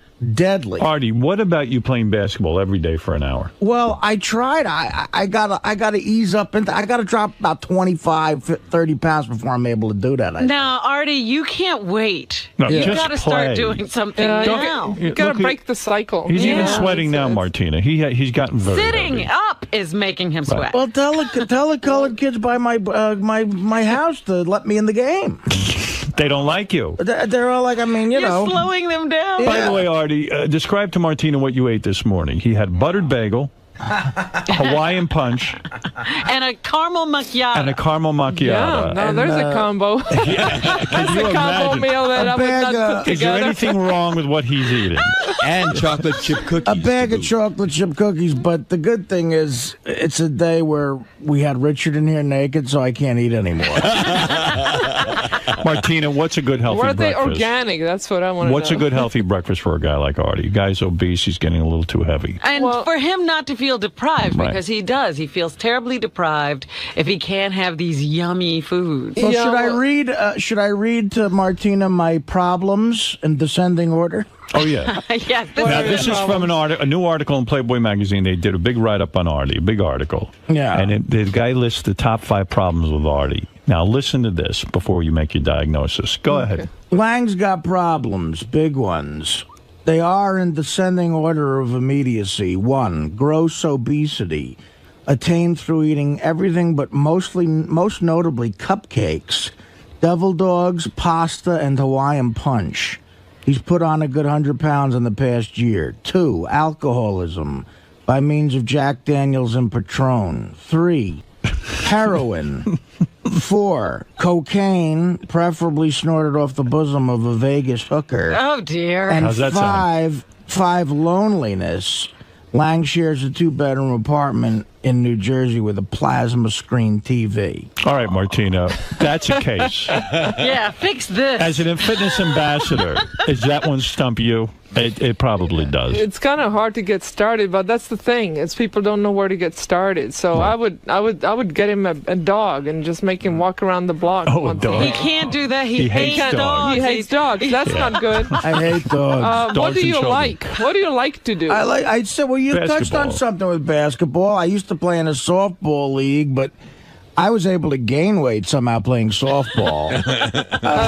Drinking beer. Yeah, between right. innings. Right. We had one Patron league. and heroin. We had a league that I played in. This is actually the truth. One of the leagues I played in before it got shut down by the town because it just became insanity. Every base was a quarter keg of beer, and you had a cup in your back pocket. If you got a base, he's a tough case. He's a tough case. But I've had other doctors have suggested, and do you think there's anything to this of just killing myself? No. No, absolutely not. Come on, stop that. That's not funny. Martina doesn't like those kind of jokes. Well, you're depressing us all. That's right. You're bringing Martina down, and she's an upbeat person. All right, you got to get back to this to me. Explain to me. So you and a married woman go to lunch. Yeah. She hangs out with you. Girl talk. Does the talk get romantic right away? No, not at all. Not at all. No, but she kept looking at me. Staring. It's that eyeball connection. I'm like, what is, I was like, and you're what's probably going on here? This is confusing. I thought you were married. Yeah, I was. Right. And then where do you go? Do you go back to your place right away, or do you start calling? I mean, is there a long courtship, or is it almost immediate that the two of you have to have each other? Well, it was, no, it wasn't that immediate, but it happened within a few weeks, all of it. You sort of hang out again, and then it progresses. Were you afraid the husband would come after you? No. You weren't? No. See, girls can get away with that. Yeah, but you know what? I always wondered, because you came, that was a very public relationship. And it was so controversial, because she was getting out of a marriage. Not proud of that. Yeah, not proud of that. But was tough, because it came onto the court. Yeah, I mean, I wasn't proud of that, how it happened, because you really need to get out of a relationship before you start another one. But I was like proud that happens. of it. I mean, it happened it certainly so made fast. the game interesting. I was proud of it. I got to tell you something. That blew me away. That was a good relationship while it lasted. 3 years. No, 7. 7 years with her? Yeah. She was hot. Yes, she still is, probably, though I haven't seen her for about 15 But what years. drove me crazy is she hit you up for dough. Yeah, well, that seems to be the case a lot of times. It's whoever leaves the relationship needs to pay for the fact that they're getting out, and it's like, was it that bad being with me? But were you angry about that? I would have been. I mean, you lived with her for 7 years. You probably gave her, gifts, we had lifestyle. a good lifestyle, yeah. Good lifestyle. But is she entitled to any of your money because you dated her for 7 years? Well, it wouldn't be different because it's gay or straight. But the thing is that I was making all that money before she came into my life. I was #1 player in the world when we got together. I was still #1 when she left. Yes. Now you're when we thinking split like a up. dude. Yeah. And it wasn't, I certainly offered her a good settlement, but she wanted more because she said she did everything but hit the tennis ball. A minor detail there. The hitting the tennis ball is the major a lot thing. of people can do what she was doing, but not very many people obviously can do what I was doing. You see how girls are? But it's, I think every case is individual. Every case is individual. And I felt bad for It's hard you. to paint it with a broad brush. I felt bad for you because, I feel bad for a guy. I'm not saying a woman isn't entitled to something in a marriage or this stuff, but you weren't even married. You were dating. You were. Well, they were living together. It would have been the same. Yeah. Had we been straight, had we been able to get married, then we would have. That would have been my first marriage, and this one would be my second. And you would have had a prenuptial finally got agreement, it right. probably. I sort of feel funny about those because I really wouldn't ask my mate to do that. Because you wouldn't? No, I wouldn't. No, it's like, I know, maybe I'm still naive, but I wouldn't. You're do that. naive. Yeah, I know. You're absolutely. Listen, you've been in other. Not all of your relationships have gone smoothly. No. I mean, you have a nice time for the one before Judy was Rita Mae Brown, and she shot at you with a gun. Well, you drive these women crazy. Yeah. You know what it is? These women don't want to give you up, do they? They're in love with you. I think they like the lifestyle. It's a No. fun lifestyle. It could be me. I don't know. I don't know. While you are a don't talk good-looking yourself woman, down. Yeah. your tongue leads to violence. I don't know what And it's you not do. even pierced either. You know what it reminds me of is Michael Jordan's wife now just broke the record. But wait a second. Got 168 million, and that's a record, and people say she deserved it. And much like you, Martina, he's an athlete. I didn't see her. She wasn't the one hitting the shot against Georgetown in 1982. But make those baskets. I never saw her on the court once. Wait a second. So how long were you with Rita May? 1981, I'm taking. A year. A year. Yeah. Hot oh, that chick, was a right? short, sweet relationship, huh? Thank God. Hot chick? Well, I don't know. Yeah, I guess. You good looking? Yeah. Nice looking woman, yeah. She took a shot at you with a gun? Yeah, she was mad. What was she so angry about? She was mad. I'm definitely not gonna go there. Why? Is it bad to go there? No. I mean, it was very personal. I didn't take it out into the public, so I really would rather not talk about that. Why didn't you take it to the public? Well, because it really was just something that doesn't need to be talked about. Maybe one day I will tell my side of the story. Oh man, this sounds good. I know it's good. I'm saving it for my next biography. Were you cheating on her? Yeah, well, maybe. Oh, you were? Yeah. So she got pissed. She was very pissed. You were in your car. You start to drive away, and she shoots at you? Yeah.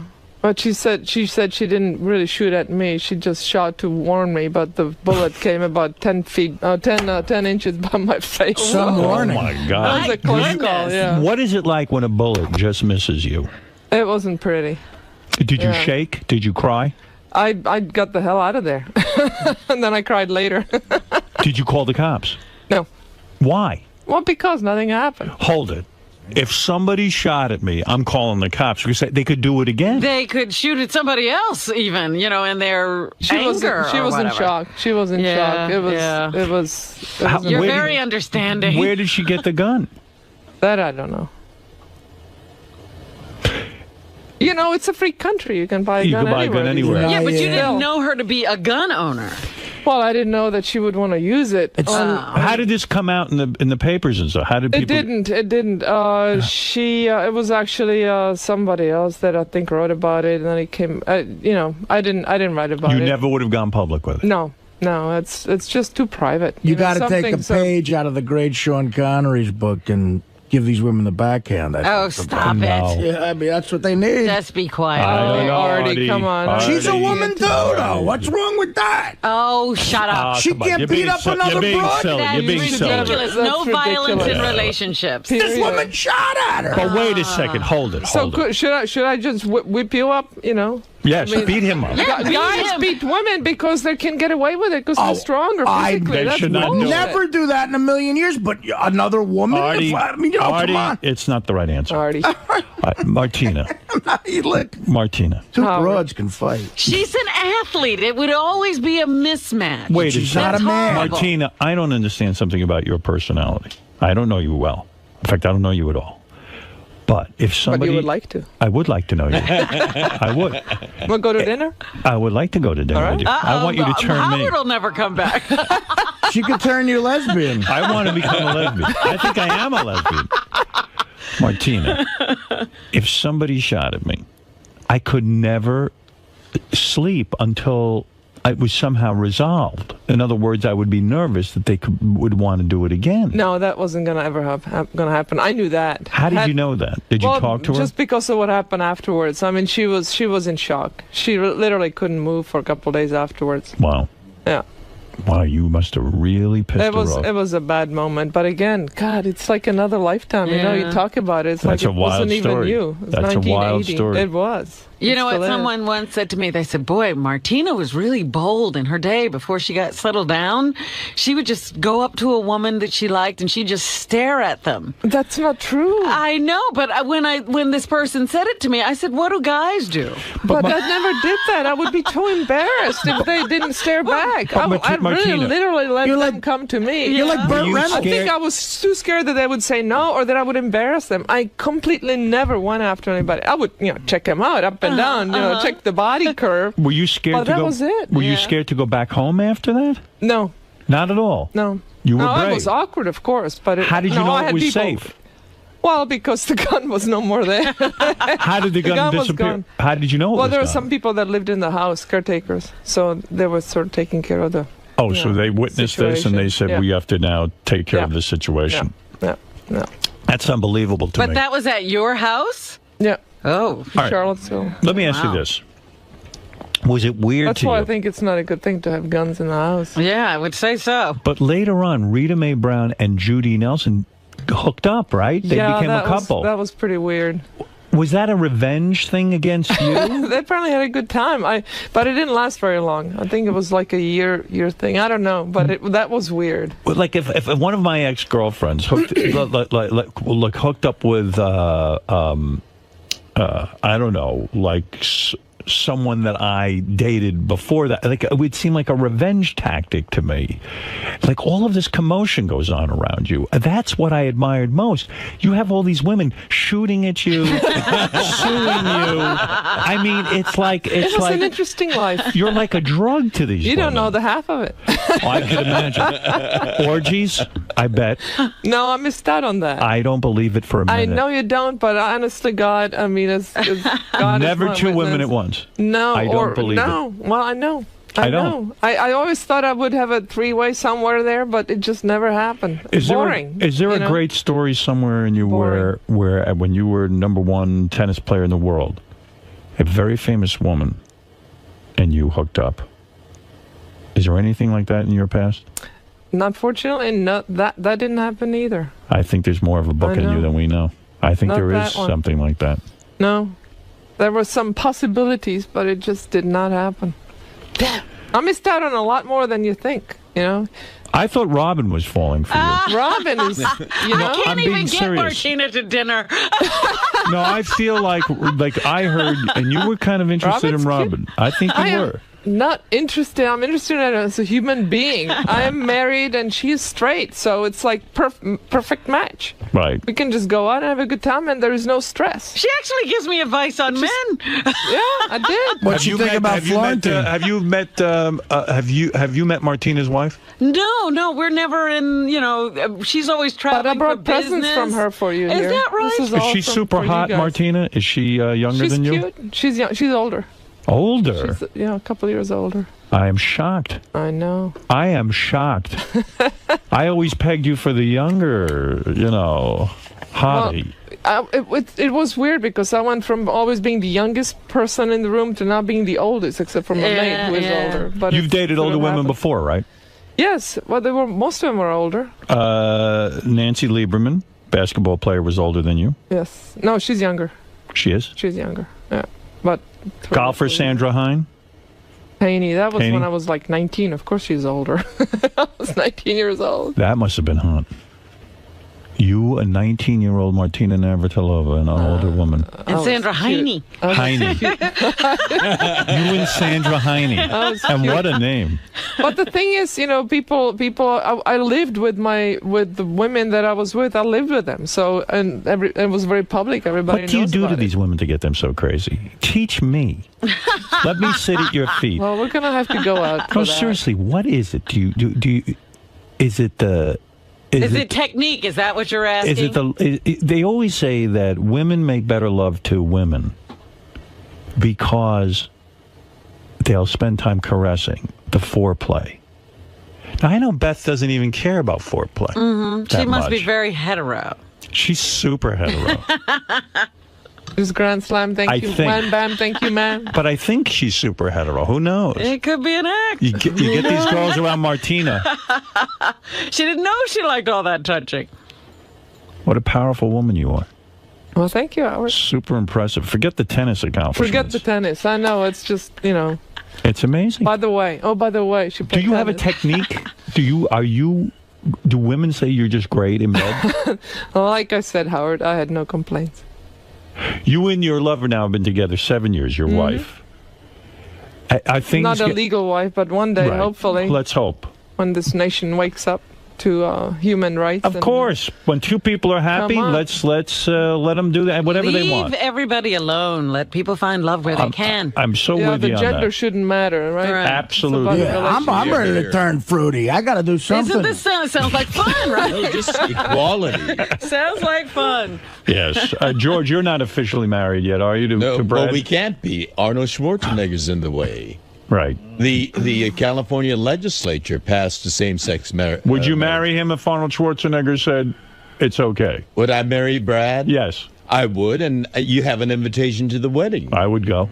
Yeah, we keep trying to arrange a meeting between you and Arnold so that you can talk to him about that. But You have tried, yes. I want to learn from Martina how to And get... you know privately Arnold agrees with it. You know that he does. Yes. And But that's he the always problem, is a that politicians say one thing and they mean another. And that's what I like about you, Howard. You say exactly what you think. You don't care. I think George Bush is not against gay marriage. Oh, he's not I either. honestly believe that, and I think he panders to the right wing, the religious right wing. And it was the same with Reagan and Bush. He supported Senior. an amendment to all the of it. Constitution, Yeah. George Bush. Are you saying politicians can be two-faced? Would you ever? But they do make strange bedfellows. Or Would you ever be toilet stall attracted to Ellen DeGeneres? Is that your type? I don't see it. No, not quite. I didn't think so. Why? I don't know, just not. You know, it's about the whole look, the personality. Rosie O'Donnell is not your type? You like an in-shape kind of woman? Would you go out with a heavy-set woman? It wouldn't matter. It wouldn't matter. It's really the person, you know? Oh, come on. No fat it is. chicks It on is. your list. It's like Robin would be more my type than Rosie. But I don't know yeah. why. I mean, I know you why. Robin's in shape. I wasn't in shape when she first met me. Yeah, no, You were she way looked more in shape than fabulous. Rosie. Thank you. She's like, I shrunk. you need a narrow chair so you don't, fall off. I am fascinated by all things in your life and fascinated by your technique. And I've always said this about Martina Navratilova. I said it on the air before I ever met you. She must do things to women that drives them crazy. Sometimes you have to remember that less is more. Now, what do you mean by that? Explain. Maybe you're doing too Less is much, more. Howard. Too much or too fast, too hard, too whatever. What's more important? Less is more. Kissing, touching the breasts, or caressing the vagina? What is more Well, important? that depends on the woman. That's what you need to pay attention to. so you now how have to they read the respond. woman? Oh, dear. Oh, I can't do Yeah, that. that's how they There's no respond. formula. Really? I would never know that. No, because some women are more sensitive some places and some others. Just like guys, I'm sure they're not exactly Right. the same. Some guys get it on differently, right? How much time does one spend on the breasts? I don't spend a lot. No time at all? I spend zero. I mean, a little bit. One kiss, two kisses, boom, and I'm Boom, on you're to... off to something else. I'm a vagina man. That's my thing. You're diving before you know it. I love it. I love vagina. I mean, when There, I said it. when you get in a vagina, you just go, God made this for a like this is a perfect match. It is. Well, they have really is. breasts too, and maybe they like to have their breasts tantalized. Yeah, well, fuck it, I'll tantalize You got to the know breast. the Are person. toys important? Toys, used to be, No more? Well, What do you mean? I don't understand. well, you can play, but I don't think they're important. No, they're not essential. Let's put it that way. For you to be happy, though, you have to be with a woman who's athletic, I would think. Because you have such an athletic lifestyle. Here you are, the spokesperson for AARP or the new health and fitness ambassador. You would not be with a woman who did not share in your enthusiasm for tennis and all sports. Not necessarily true. But you have a whole necessary at all. lifestyle that, supports, your health. And do they have to be healthy and into that lifestyle as Healthy, well? yes, but they don't have to be into the lifestyle, no. Let's It's about the animals, really, bottom line. Yeah. let's say hi to some people. Mel, you're on in New York City. Martina Navratilova, the greatest tennis player of all time. Still, no one has surpassed her. Not even Serena. Not even the sister. Venus. Yeah, they got to play more. Right, they don't play They have enough. the potential, but they don't play enough. Yeah, they haven't managed their careers nearly as well. Who is the greatest male tennis player of all time? Well, I would still say Rod Laver, with Pete Sampras being a close second, and now Roger's breathing on their necks. Rod Laver, Roger really? is Rod Laver. amazing. What about John McEnroe? Was he great? He could have been. He had a great couple of years, and he had the potential to be the greatest, I think, but he was too lazy. But there was also Yeah. a time when there was Borg and Becker. It was Connors. There was a very competitive era that he was in. Absolutely. There were Yeah. some great players, Ed Burke, but McEnroe basically played exhibitions so he would practice because he was too lazy to practice. He Yeah. played exhibitions as a way to prepare for tournaments. I see. So I see him quite a bit. I run into. Is that right? Yes. And he told me he is the greatest male tennis player. Well, he still thinks that, I'm sure. No, he actually never said that to me. Actually, he is very complimentary to other tennis players. He really is. Let's go to Mel. Mel, what is your question for the great... Good morning. Yes. Yes, Martina definitely put her money where her mouth was, which was usually on a vagina. But Martina, how do you answer the allegations that you played your entire career on steroids? There are no allegations, and I never took anything. I was extremely against it. In fact, I had a boy come up to me one time, and I was in a gym working out. He says, "What do you think about blah, blah, blah?" He said this word. I'm like, "What are you talking about?" He says, "Well, what do you think about that?" I said, "What is it?" He said, "It's a steroid." I'm like, "Don't even think about taking it." It's a 15-year-old boy that wants to cheat right there. Never took anything. People thought that because, A, you were a superior athlete, and also your muscularity was superior. But I remember that you used to do tremendous amount of exercise and weight training, which wasn't so common for tennis players back Not at then. all. I worked out hard, but I was always muscular. You look at my mother; she has big arms. You know, I've always had that physique, and then I worked at it. You were and I had very low body fat, so it really showed up. But never touched anything. You were Never, physically more powerful than most of the women that played. I was 5'8", which was big then. Now I would be small, but you know, back then I was next to Chris. I mean, she's like 5'6", so I look big, but I stand next to Serena or Venus, and I'm a pipsqueak. Right, Roy, you're on the air in. Yes. In Ohio, Martina, back in the 70s, Chris Evert was so hot in that little tennis skirt. Did you ever fantasize about She's her? pretty cute. Did you want? I could see that where you would be attracted to her. Well, you know, Chris would be my type, but it was so tight in that we played against each other. You really didn't go there. Did you ever think about her alone at night? No, I never really took it that far with any of the players. It was like they were too close. You know? When you were a young girl growing up, who was your fantasy girl? Was it anyone in the movies, an actress? Who was the girl that defined what you wanted in life from a partner? I don't know. I guess. Gee, I can't even think. I mean. I know in the book you admired Sophia Loren. Sophia Loren. See, I'm happy for you the way your life turned out. I think you're a content, happy woman. You're content in your own skin, because I think your father was very rough on you. I see this with a lot of athletes. Your father, dare I say, was absolutely nasty. He said he'd prefer you to be a prostitute than to be gay. Well, when he found out that I was gay, but at that point I was 25 years old. Where he was hard on me was that he criticized every single shot when I was playing. He was my coach, and he was very critical. Would you recommend that parents stay out of the coaching business? Well, you know, but he was always very positive as well, but it was hard.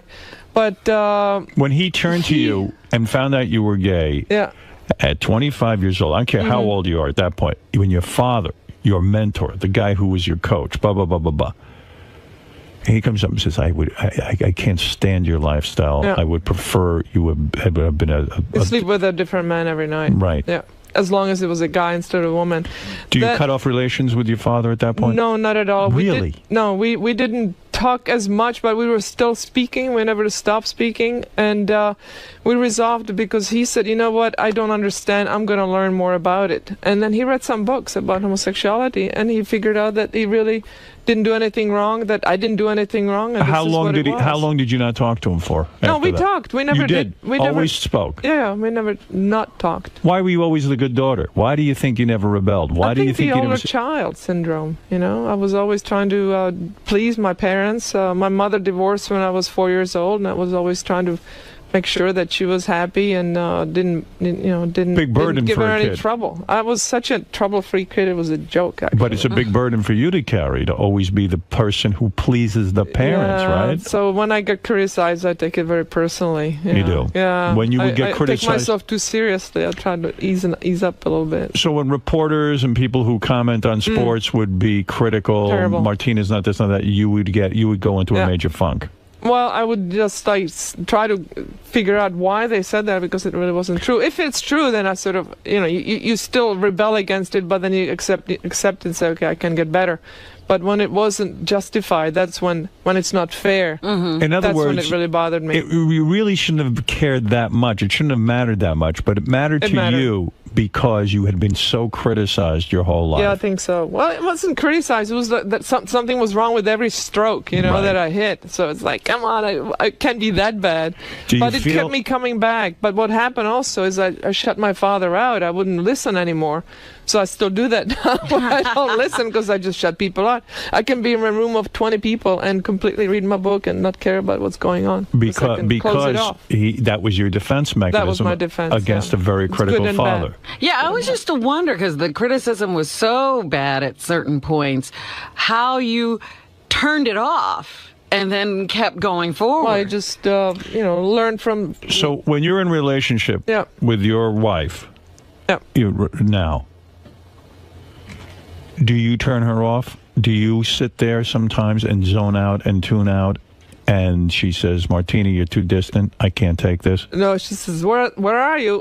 So she grabs me right away. Come back. She knows She's good, and she tells me exactly what's going on with you. Yeah, she does. She knows me really well. It's a good defense mechanism, but it probably ruins a lot of your relationships. It's bad for relationships, and I think that's why some of them failed, or some of them shouldn't have been started. But people were shooting at you, for God's sake. Now I learned my lessons the hard way, and it's a work in progress. Like I said before. Are you someone who visits a psychiatrist and you try to work on this? I did that a long time ago, but now I'm good.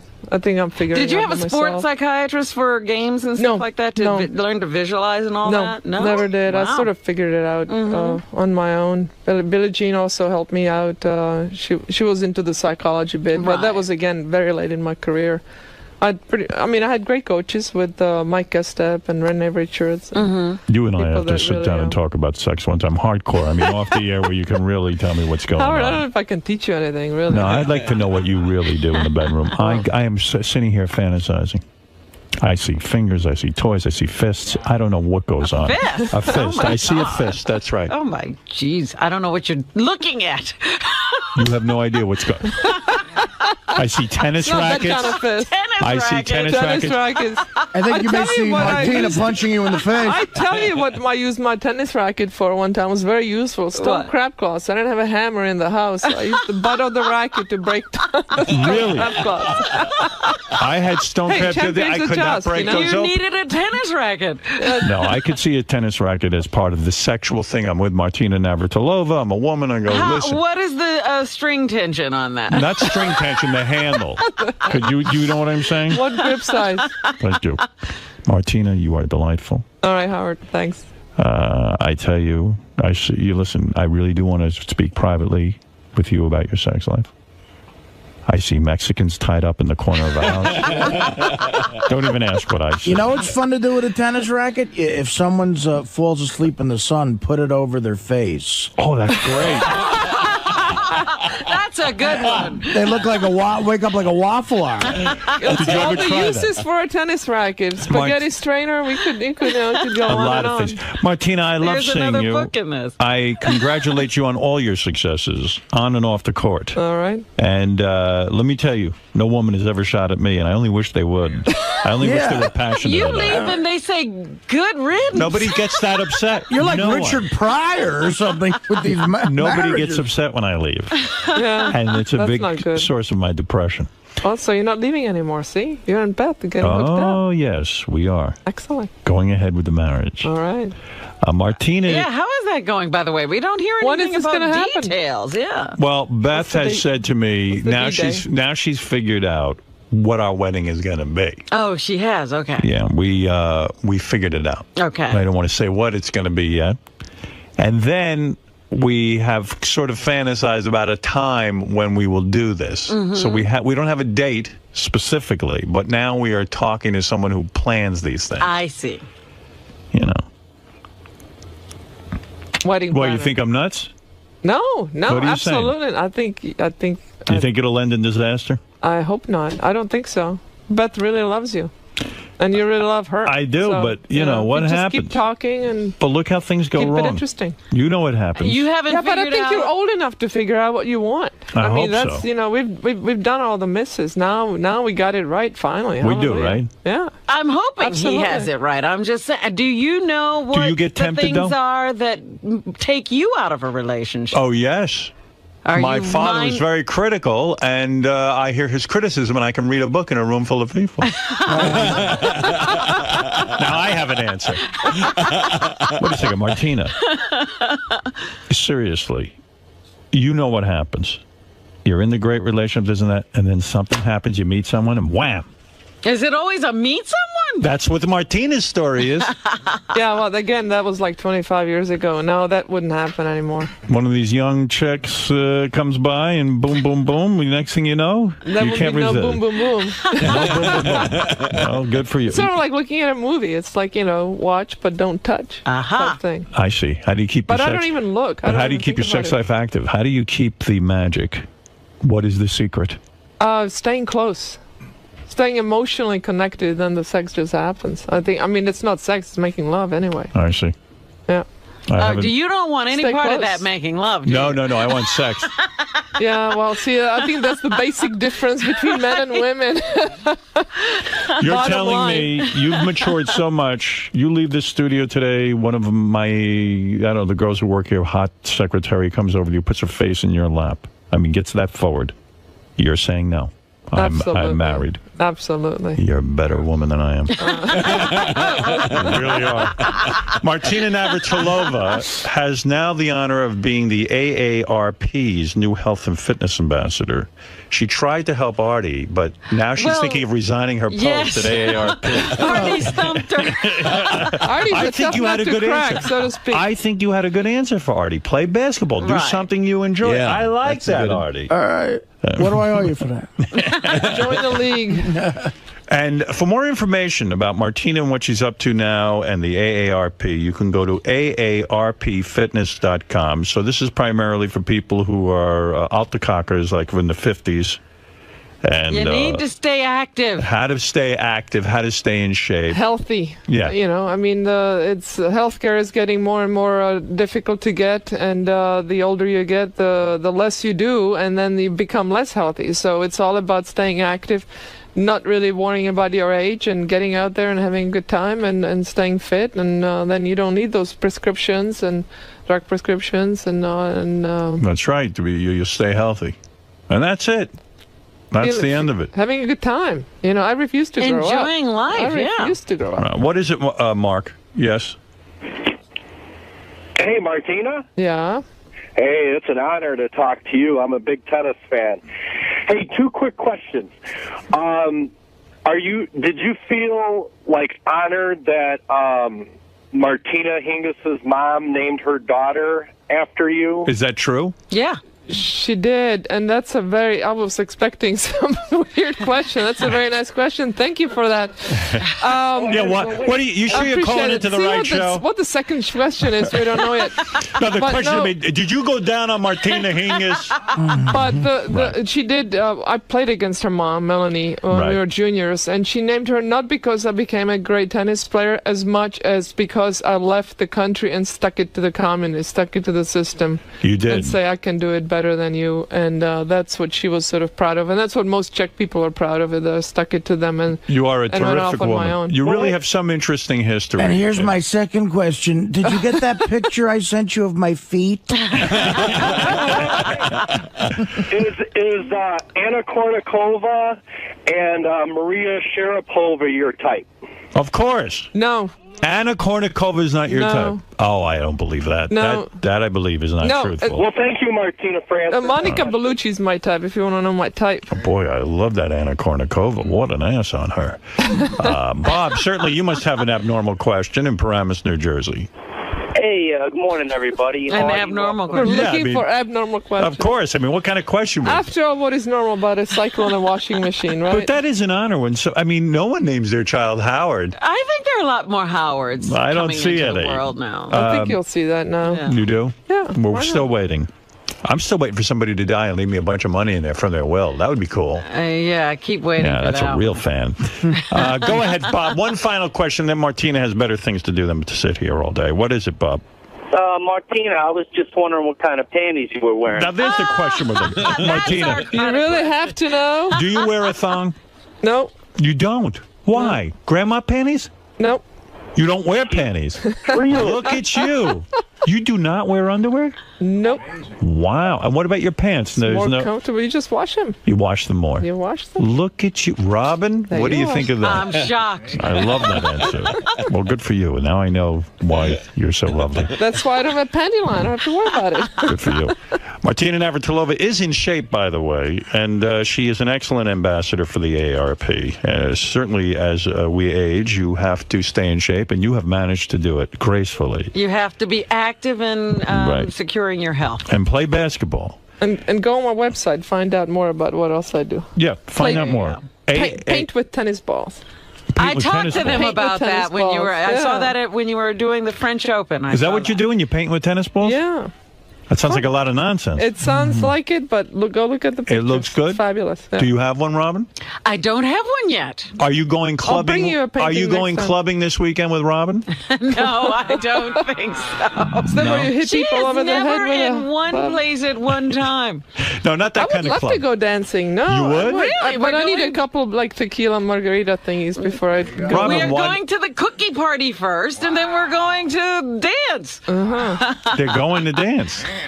All right. All right, maybe you'll go. If you want, Martina, I could bring some ecstasy to the party. I'll be there. Stop it. Actually, I have a hockey tournament to play this weekend. Have you ever tried drugs at all? Have you ever tried pot or heroin or ecstasy? I think I'll plead the fifth on that one. Oh, you have tried a few things. Not the heavy-duty stuff. 70. Well, she's around the 70s. 70s and 80s, but it's a long. Again, you don't smoke weed anymore? No. You tried it? Yeah. Anything heavy? Quaaludes? No. Hash oil? No. Psilocybin? No. Mushrooms?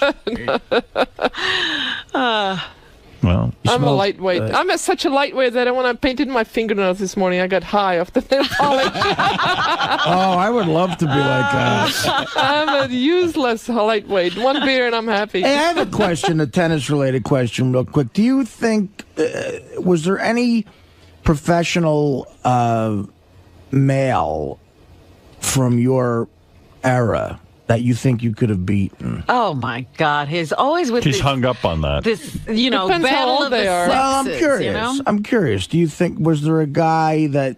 A ranking tennis player that she could beat? Yeah. Sure, there were plenty of them. Well, we'll let her answer. Well, okay, let me tell you. When I was in my prime, and a guy, there was a bet whether I could beat a guy named ranked 100. Who was that? So I don't even remember who it was now. But on grass, when I played my best against a guy that really was a much better, like a clay courter, that wasn't a specialty. I would have liked my chances. Really? I believe it. But, against a ranked guy? Yeah. Against the right guy. I had to be the right guy. No big serves, because it had to be somebody my sort of physique, not somebody that could just overpower me, because it's so much of it is power. Right. And height. It's much like running. There are plenty of those elite women that beat elite male athletes. Just maybe running. not the top guys. Yeah, just not the guys who are the fastest. Because years ago on the show... For that, you need to cheat. You need to do the steroids. And that, again, that's a whole years ago on the show, I was ripped off. I beat a basketball player who was a woman, and they gave it to her.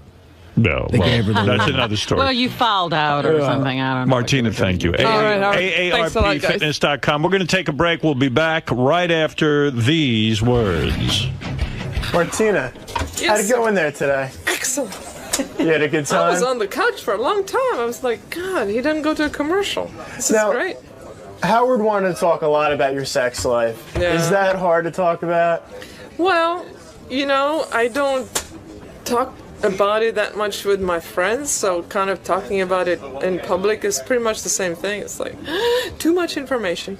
But he always gets out of people more than they think they're going to say. But I really didn't say anything that I wouldn't have said to anybody else. But, Howard is a good guy, so I give him a little more. And he seemed to be a little jealous about how he wants to know more. You can pick up chicks better than he can. Well, I don't know about that. I think he beats me on that account, but he's definitely curious about what's my secret? So.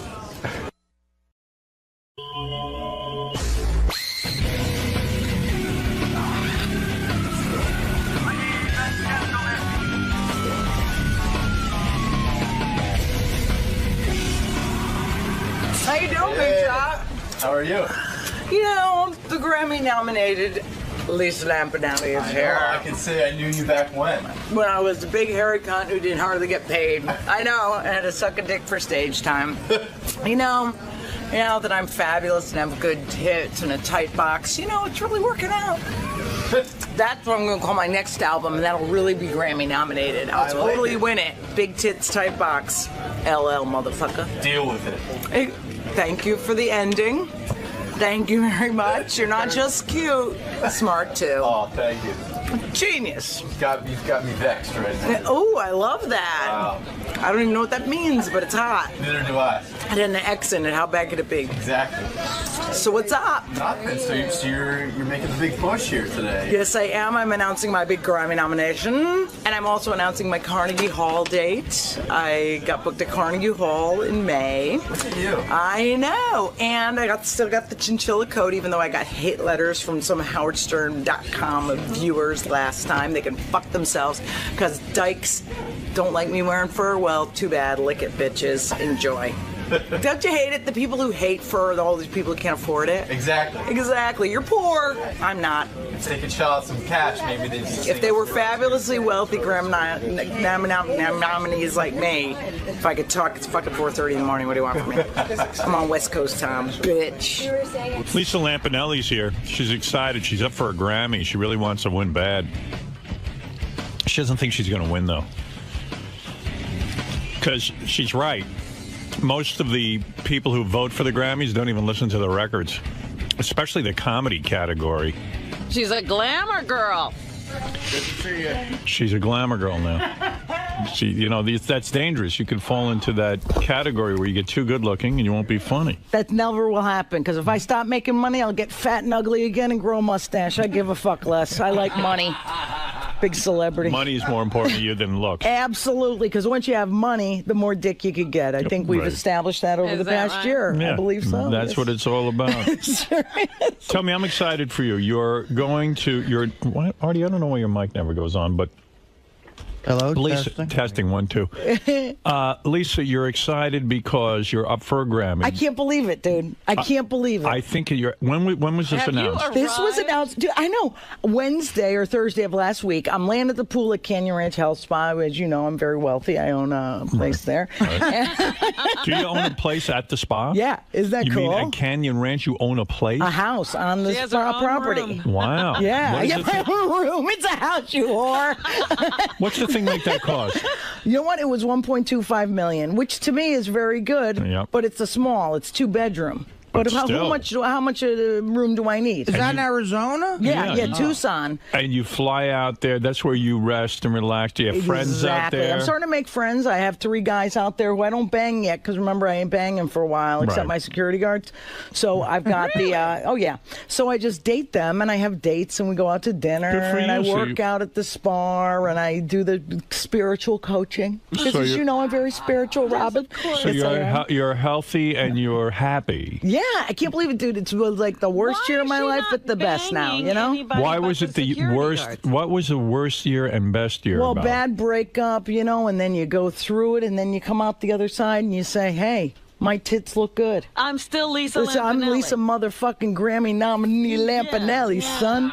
Oh, no, she bangs her security guard. Well, no, I have several on the road. I had one this weekend in New Orleans. That was pretty hot. What was funny is he got a leg cramp, like right during sex. And he goes, do you have a banana? And I mean, when a big, huge black guy asks you for a banana, that almost begs for the jokes. You know what I mean? But you were saying you were able to get white guys now. Yeah, but you know what? There's something about the chocolate love. I still like it, man. You've been enough to get it back. You know I can't. I keep getting sucked back in by that chocolate. And the guys told me you won't tell me a name, but you banged a celebrity football player. Oh, my God. I wouldn't say a celebrity. He's not a starter, but he's not in the practice squad either, so I think that's pretty good. He's on an NFL team? He's on a very big NFL team, the Chicago Bears. Yes, I did. Bears. Oh, so it's one of the Bears. Isn't that cool? I actually banged my first pro athlete, and I was going to settle for a bowler. I actually got like a football player. Is this a married man or a single man? No. I won't go there. Hey. I'm a very moral person. And it's a black guy. Of course. So you're fucking Kevin Hester. No.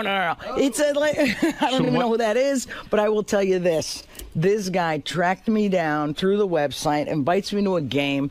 I'm acting interested in this fucking game. I just want to bang the guy. Right. So he's like, when are you going to be in the area? I'll get you tickets. And I'm like, what area? And he goes, we're in Philly. So I was here for the Pat Cooper roast. I said, I'll be in Philly all weekend visiting friends. You think I have fucking friends in Philly? I wouldn't even give a shit. You know, he's in the NFL. I'm like, even if he stands me up, it's a good story. I don't give a shit. You didn't want to seem like a loser, so you say, I have friends in Philly. Exactly. I go, I'm staying the whole weekend. When are you available? And like NFL guys only have like a 3-hour break. Right. So I had to pick him up at the hotel at like 7, go to a different hotel that he paid for a change and not just by the hour. Isn't that rich? And then like a Courtyard by Marriott was really classy. Wait a second. Let me understand something. Okay. It was so the hot. guy tracks you down on your website. Yes, he goes, I'm very attracted to you. I think you're a very nice person. You're very seen funny. You do your comedy. Yeah, but he's very young. So I knew it couldn't be a relationship. How young?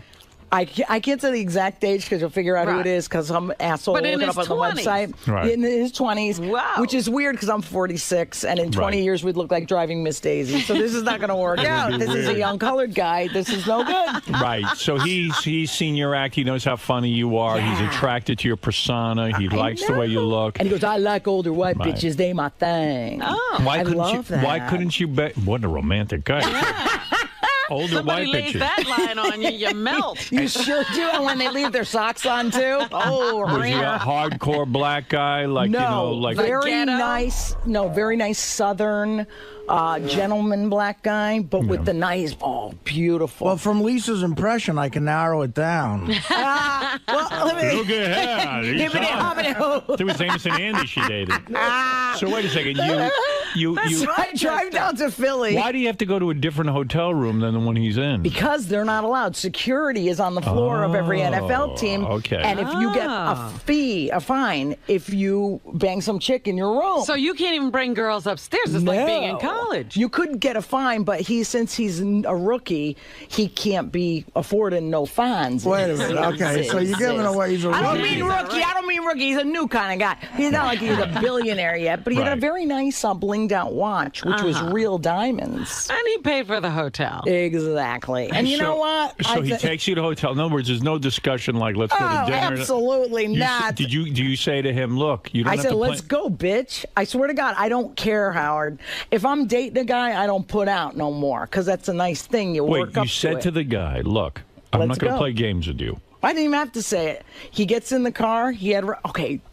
Robin, there is nothing hotter when you pull up to a hotel where a pro team is playing and all the tour buses are there and all the security and there's fans mobbing them all for autographs and stuff. Right. And the guy runs out to your Toyota Camry. It is so hot. And so when you get to the hotel. I texted him from the McDonald's. You get to the hotel. What do you mean you texted him? Text messages from the McDonald's. Yeah, I say, said, I'm coming. Run out the side door, Negro. Okay. Negro. I'll meet you at the side. Right. Oh, it was so hot. So you wait a second. So you use subterfuge. He gets out of the hotel. Yes, I did. And you go to a separate hotel. He takes you to the room. Well, what happened was he gets in the car and he's shy. He's cute. He's like, a Southern guy. Right. So he's like, it's so nice to meet you. You're so funny, and you look really nice because I did my shit up like it was natural and everything. And he goes, this and that. And I go, well, I said, let's be honest. I said, I ain't never had no NFL player before. I think we got to do this thing. I said, it's a good story at the very least, right? And he goes, oh, you won't be disappointed. And I'm like, okay.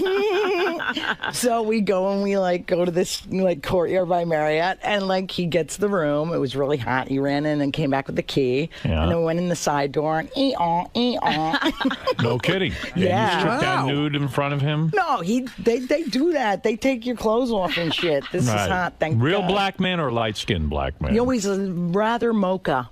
I would say not iced tea light, like not decaf, but he was more of a mocha latte. Oh. Yeah. And he bangs you immediately. Well, yeah, what was weird was, okay, here's the thing. He was the black guy with the tattoos, you know, I love that, you know, which they couldn't see what they said because they should be in whiteout because they can't really show up. But, so, I'm like, oh my God. See, my trainer at Canyon Ranch goes, I go, dude, I'm supposed to be celibate. I'm not supposed to be banging. He goes, listen. You'll never see a body like an NFL player. You have to fuck that guy. So it's under strict orders from my trainer at Canyon Ranch to bang this guy. So how many times do you bang the guy before he leaves for, you know, you only had 3 hours? Exactly. Just once, and then we chatted a bit. Does he hold out a long time, or does he explode immediately? It's a good session. No, I'm not that good. Trust me, I stink. So I was like, whatever. You blew him, you did everything. No, I didn't do none of that. Nothing. No, what am I going to get out of that? I can't stand it no more. Straight fucking, huh? Yeah, but, well, not straight. Here's the problem, Howard. I hope he doesn't know I'm talking about him today. Dude, okay. You know how regular penises, I think, are supposed to curve like this, like nice up? Right. His shit, I'm not lying. I've seen a slight curve. I've seen a little. This was like a fucking palm tree with 2 coconuts underneath it. I was like, what's going on with that dick? But I didn't say anything because I said, well, maybe that's. You mean it bent all the way up? All the way. Oh my God, like over. So there's no way it could feel good. You try it from every position, they break your spleen. Then they rupture your pancreas. Then your coccyx is pulled out. I'm like, what the fuck is going on with this? Well, it was a dreaded inverted Cheeto dick syndrome, and I really don't feel it's appropriate. Was it painful? Yeah. Wow. It was painful after. But then he texted me and said he had fun, so I was like, can't wait to do it again. You will do it again with him? Nah, probably not after because of his dick. He hates me now. But the bent dick thing is just a turn off. It's kind of creepy. Yeah. Wow. Maybe I just pipe him or something. I don't know. That's a shame. I mean, I feel bad for the guy. But he must get laid a lot, dude. I mean, he's an NFL guy. He's really super hot. What's probably why it's bent. Yeah. He probably broke it from all the action. You're probably right. So how long does the session last? Very brief. I would say maybe 45 minutes. That's pretty good. Brief. That's good. Yeah. That's pretty good, right? He'd bang you for a solid 45 minutes. These blacks, they can go. And then I couldn't last 5 minutes. 45 minutes. Let me tell you right now. And you know what? Howard, the best thing was, because I had said to him, you know, it was going to be my first NFL player. While they're banging it, I bet every pro athlete does this. He goes like this, is this your first NFL dick? Is it? No. And I'm like, is this your first comedian Grammy-nominated pussy?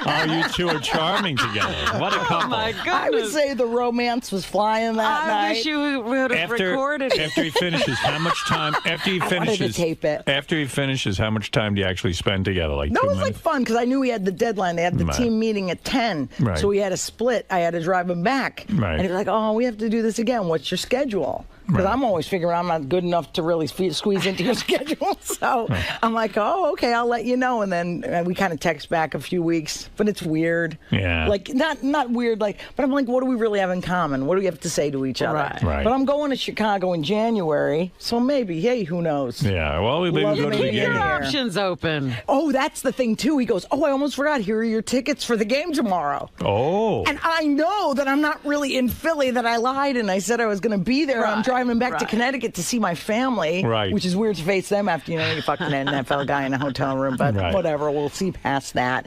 So I took the tickets. I still have them at my house. But the thing is that it was a big win for them that next day.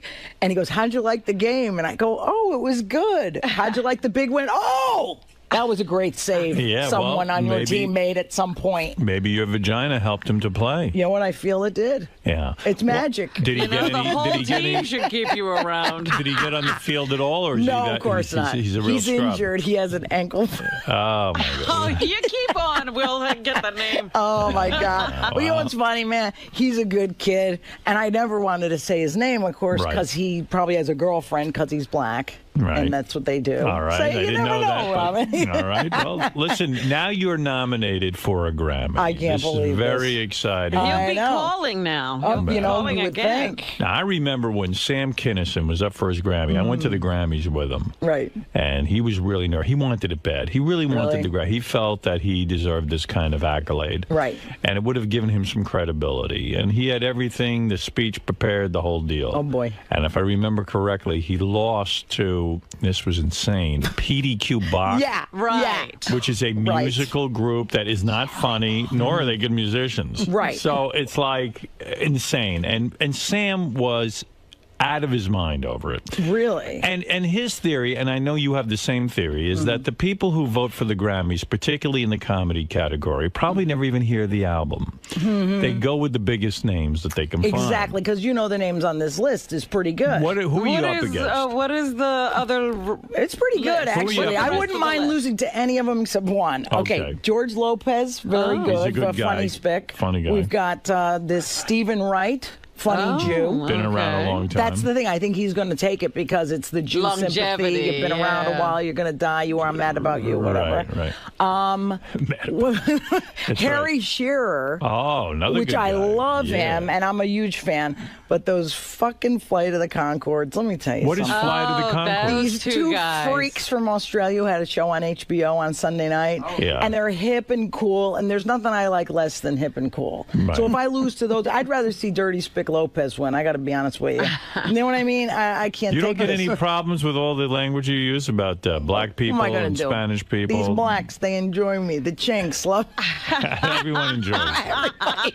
Loves Lisa Lepidelli. You know what's funny? I'm doing this animated pilot for Comedy Central, and the best line out of it, because the Asians are very uptight, you know. Right. The guy said, I say to the driver, make like the father of a Chinese daughter and step on it. Wow. And they're allowing that? Sure. This is why comedy, well, it's a pilot, too. I see. You know what I mean? So maybe it'll never make the air. That's right. So we'll see. Yeah. So this is a big deal. Now, who votes on the Grammys? Who are the people who I'm vote? assuming it's just like the Academy of whatever recording engine. You have no idea who's voting. Is there any way you can or how lobby? to get to them. Is there any way you can lobby them, get them to listen to your record? You know what? The thing is, Gary was telling me in the back, because he's very knowledgeable, he knows everything.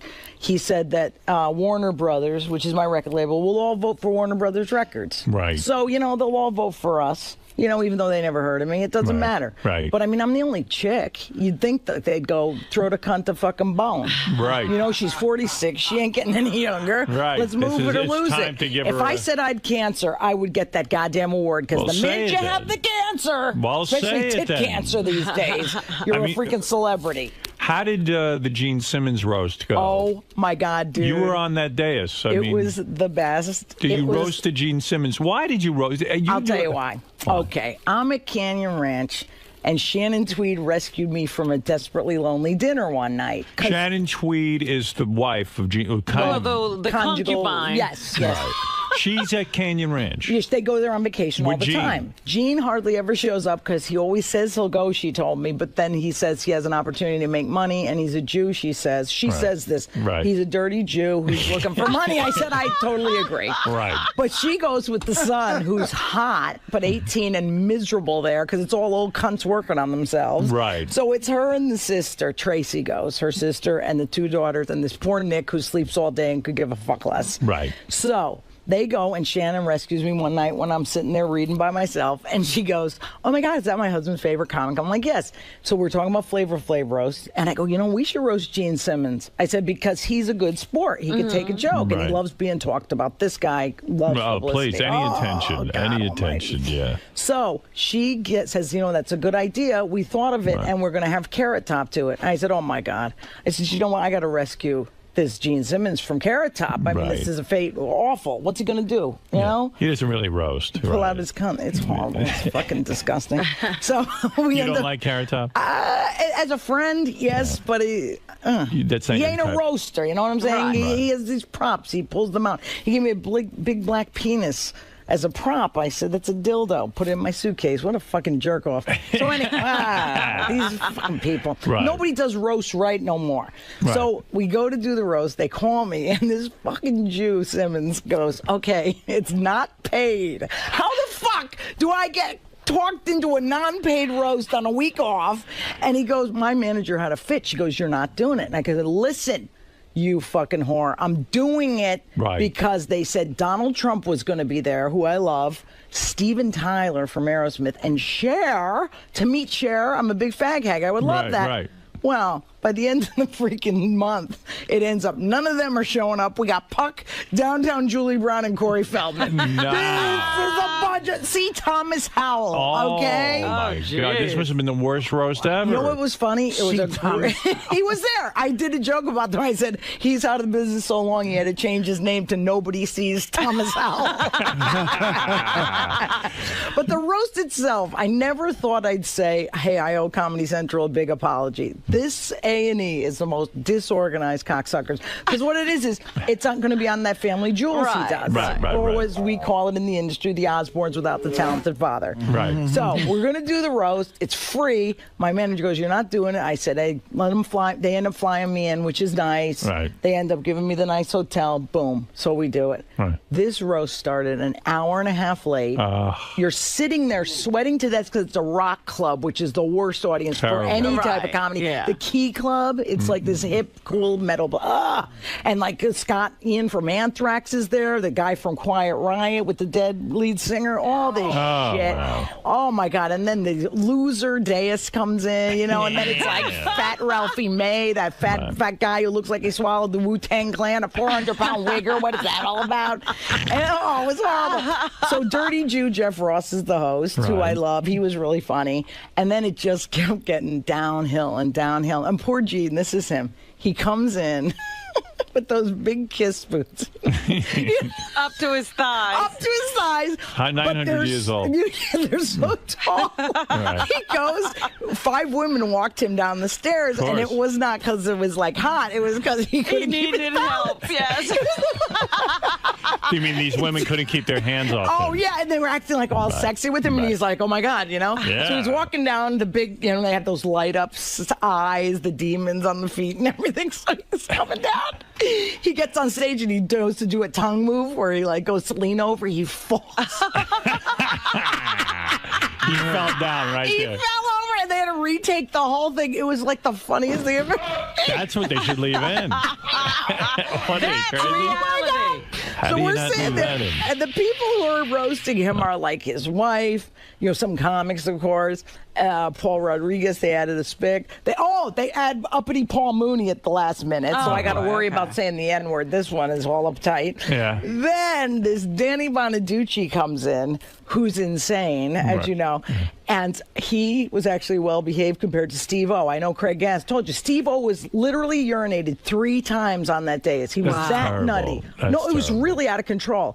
And Danny got him kicked out. That's so funny. You know it's bad when Danny gets people kicked out for bad behavior. Danny was mad because Steve-O peed right behind Danny, almost on Danny's head. Oh, I know. It was disgusting. And you know what? I'm all for dirty white boys. I think it's really hot. You know, he's kind of edgy and stuff. Like, ooh, I want to talk to him and say hi and stuff. Ugh. Once you whip out your dick, it's disgusting. It's not cool. And it wasn't even a good dick either. Really? That's what's wrong with these people. Leave it in your pants if it's not nice. Now, Steve-O pissed in a cup or something? He peed first, just in general, I think. Then he peed in a Poland Spring water bottle.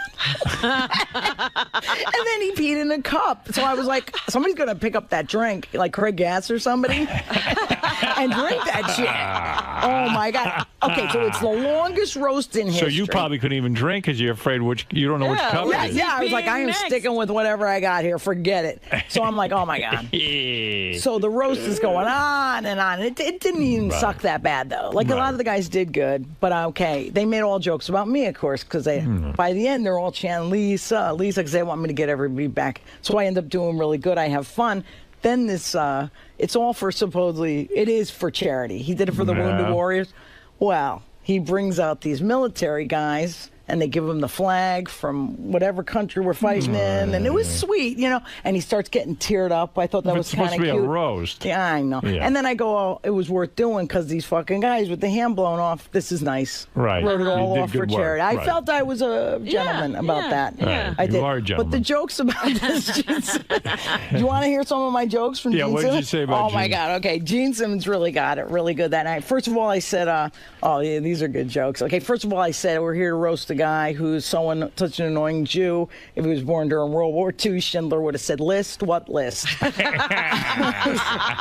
Said, dude, age hasn't really been good to you. Your face is more roughed up than the students at Oprah School in Africa. He is rough, He's yeah. awful. Yeah. And that hair, I've seen better rugs in the back of rapist vans. I haven't seen hair that nappy since the Rutgers women's basketball team. And how did you come up with that hairstyle, genius? Did you catch Planet of the Apes on cable and go, that's a look? And Gene, stop with the facelifts. When it comes to plastic surgery, compared to you, Kanye's mom turned out better. Oh, my goodness. I know. Come on, that's a good joke. That's a good Shut up. joke, yeah. Wow. And then what did I say else about him?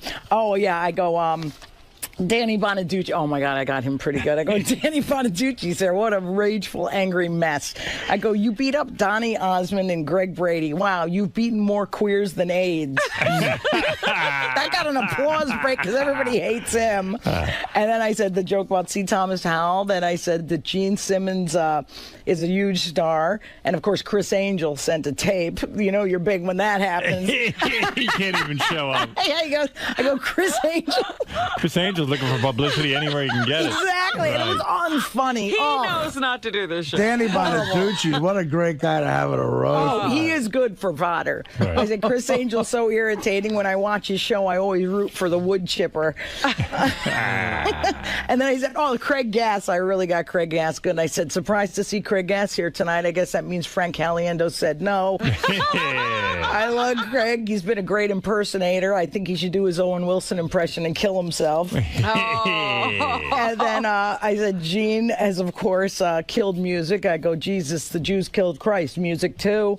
And then, of course, the This big... is good. I know, isn't it funny? Yeah, so you really went And he off on actually him. didn't get mad. This is what I like. He was really Of laughing. course, with he it. should have fun. Sense of humor about himself. That's the thing. I said they used to be Probably going, couldn't hear anything. He is looking elderly. I can't tell yet. Is that a wig or is it... I don't know. I think it might be hair, but I'm not sure. There's some sort of weave or maybe something's it's going hair and weave. I don't know. I don't know. Whatever it is, no good. Looks a little brindle-flyish. I had a nice little ending on it, too, which, What'd you I say? love my sincere ending. I said, right now I like to be sincere and say, what do you call a man who's a true rock and roll icon? What do you call a man whose songs will live forever in the hearts of millions?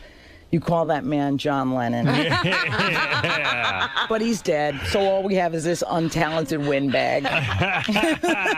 So, nice tongue, Gene. Thank you. Good night. That's good. He loved that. Yeah, and he now- stood up, he hugged me, and said, nice tits. That's what's hilarious about Gene Simmons. He reeks of sexuality. I don't care how ugly he is. Really? You think he reeks of sexuality? Did you meet him? Of course I've met him. No, but he has a way of making you Does feel he like turn you're the you only... on? No, like I wouldn't. No, not for me. But I mean, I can see why 5,000 women banged him. Right. You know? Right, yeah. There's Sadly, something there. 4,900 look like Carrot Top. You think Carrot Top might have ended up there by accident? What?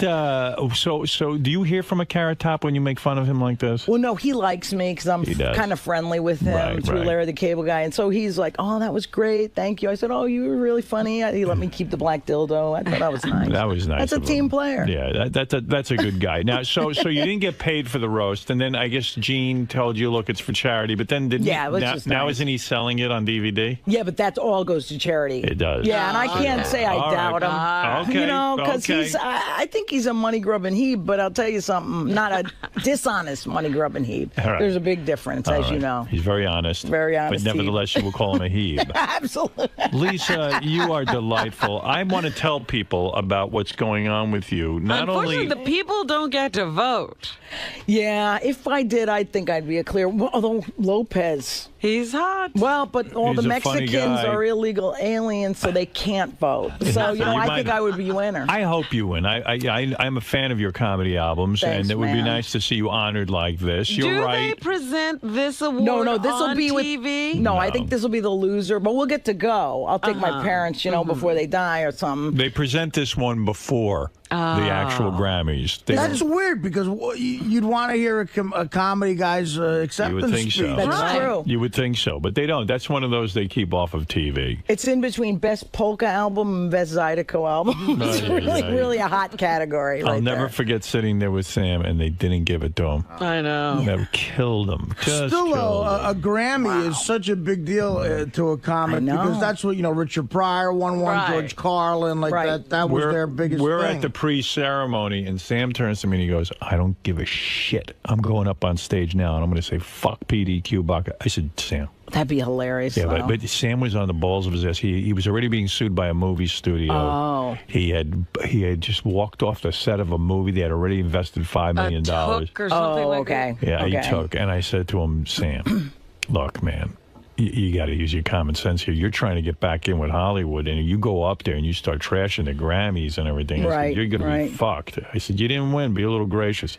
So his manager at the time turned to me and said, thank God he listens to you, because he said he would have been up there doing it. Yeah, because he actually got to be a presenter in the televised. And they would have taken him off of that. Yeah. Totally. Well, I heard, didn't Kathy Griffin get in trouble because she when the Emmy, she didn't win the Emmy. She acted angry, but she was joking around. Right. And she had to make a call for make an apology. It's I'm so going to start silly. bawling uncontrollably. Right. I'm going to just I'm cry. pulling for you. This woman is funny. You need to see her. What Thank size you. is Oh, she? and If she wins the Grammy, she'll probably retire. Right. So this is it. well, This big announcement, which I have not announced yet, but I Yes. wanted to wait till your show to do it. I got booked. I'm doing Carnegie Hall Oh, wow. on May 17th. Yes. I know. Yes. Tickets go on sale March 28th. I just wanted everybody to know and tell you first. Well, there's no way I'd be doing Carnegie Hall if it wasn't for you. Well, and isn't you that know great? No, I love that. And Insult I was Comic. about to ask her what .com, size thank you. is the arena she gets to play in now. She's getting so now big. it's 2,000 and up. Yeah. Like Carnegie Hall's 2,800. Yeah. Which is pretty cool. It's really good, and you're up and coming, and to be nominated for a Grammy is a great honor. InsultComic.com is where you can check out tour dates and things like that. Thanks, man. Lisa Lampanelli, so great seeing you. Lisa, you kill. I love you. And That's your official website, Lisa? Yeah, Insult Comic? Yeah, because nobody could ever spell Lampanelli. Right. because they're- InsultComic.com is Yeah. a better website for you. Exactly. Lampanelli. I tried to buy Enter Love and Fag Hag, but they wouldn't give it to me. Maybe you should have put Not Lisa wrong. Lamp. You know, you're probably right. You know, some maybe. retarded lamp cunt in Lamp. Virginia probably has that. and I'll Lamp get all cunt. pissed. I did try once Do you by think Enter Lamp Lover. Cunt might have been a good website for you? Lamp Cunt? What? Guess what was never taken, and I should buy it? Cunt of Comedy was never taken. Well, what are you doing? I know, honestly, I know, what am I doing with my life? This is terrible. Rita Rudner didn't buy that up? No. No, she's... You know who originally owned it was Lucille Ball, but there was no internet. Well, there it is, and we certainly hope whoever is on the Chicago Cubs, I hope your No, ankle... not the Cubs. I mean, the the Bears. Chicago Bears. The Bears. When you know, it's funny. Lisa's out in the hall, and she says, I banged one of the Bears. I thought she literally made it with a bear. I thought, wow, she's gone now to Bears. Even worse than white guys. Yeah, she's gone She animal. can't get white guys. She can't get black guys. She can't get Hispanic guys. She's with the Bears. She's with an actual bear. I said, was he very hairy? And she goes, no, a guy on a football team. Ah, Okay, I there you understand. go. Yeah, I was sorry. I didn't mean to insult you. You've never offended me.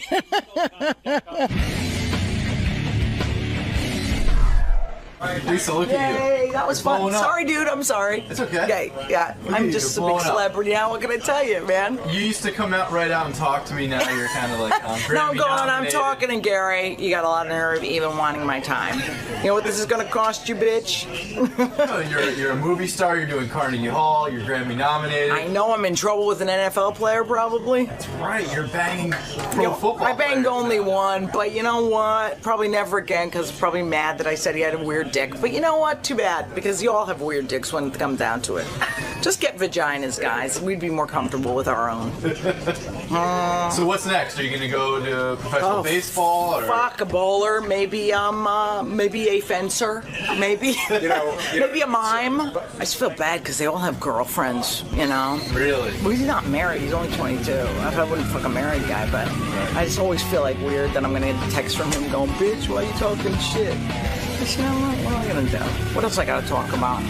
I get laid like once every 3 months. You know, what else am I going to go on Howard and talk about? They always go, Will always says, what about the love life? That's all, you know? So, hey, I did the best I could. Well, please don't bang any of the New York football giants. They're tired enough. They don't need to be up all night. Thank you for at least those extra 45 minutes it takes. They can all just squeeze one off in the truck. Thank you, dude. You rock. Woo, thank you.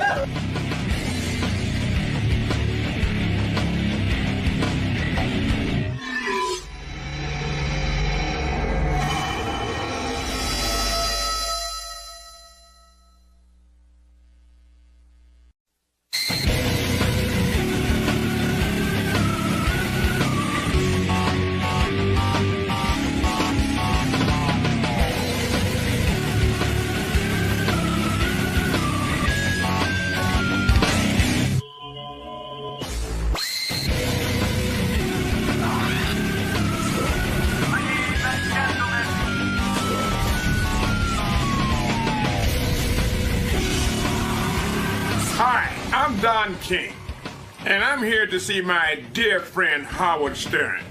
It's been a long time, much too long, so we're back together again.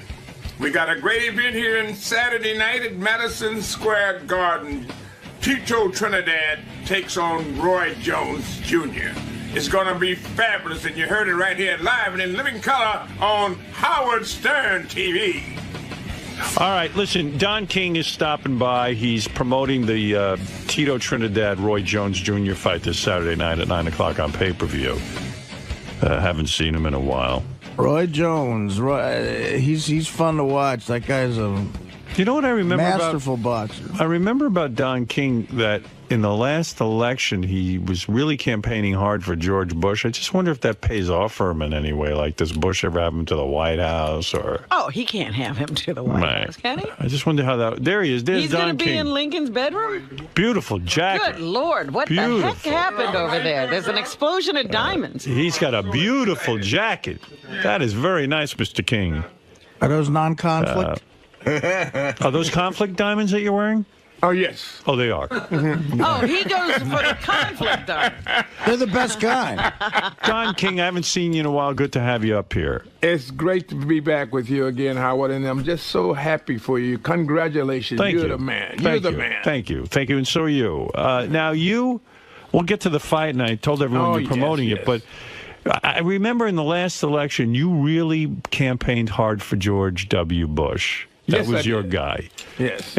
Do you still feel the same way about him? You still like him as the president? Yes, I think he's revolutionary. I think that, Howard, you have to understand that even the enemies of George Walker Bush, you know, they feel comfortable and safe, you know, so they can bash him again the next day because he's there today. Right. And you feel safer. Oh, yes. You bought that whole thing. Yes, I do.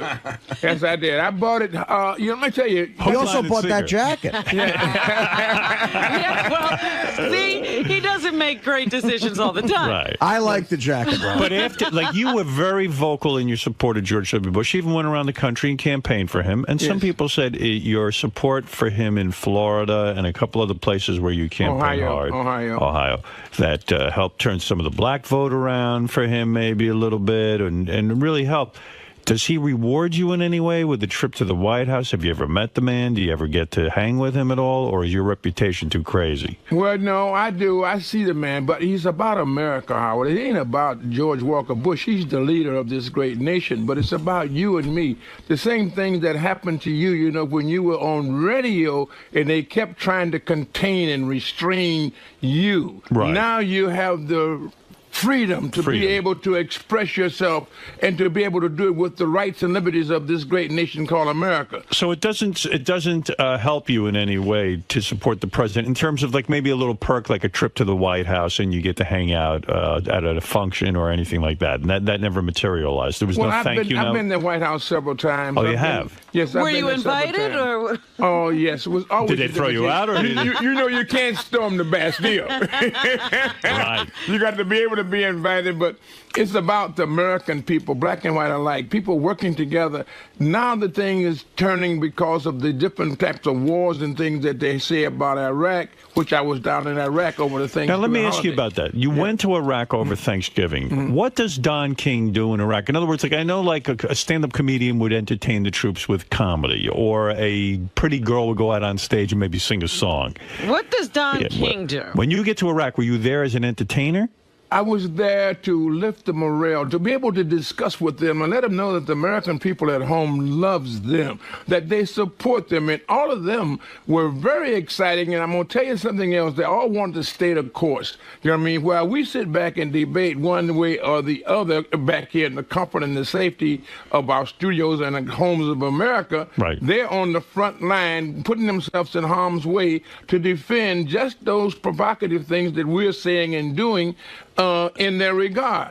The only thing they really have a problem with is being used as a political football, you know, when you start talking about not giving them what they need to be able to do the job that they are set out to do. In your conversation with the troops, you're claiming, the troops themselves are saying, listen, never mind the debate at home. We want to be here. We want to clean up the situation in Iraq. They weren't sitting there going, this is a losing proposition. We want to go home. No, they wasn't. They wasn't. They're the most remarkable men and women that I've ever met. It is the fabric of this nation. They're indicative to what the embodiment of what America's all about. And, you know, I have to pay tribute to the parents and the families of the young men and women that are there, that are defending our Constitution, our liberties, and our freedom. And how do you get to go to Iraq? In other words, do you have to apply to the State Department or someone say, listen, I'm Don King, I would like to go meet the troops and lift their morale, and then they get back to you? Is that how it works? Well, it's the USO, and I'm so glad you asked that, Howard, because the USO should be supported.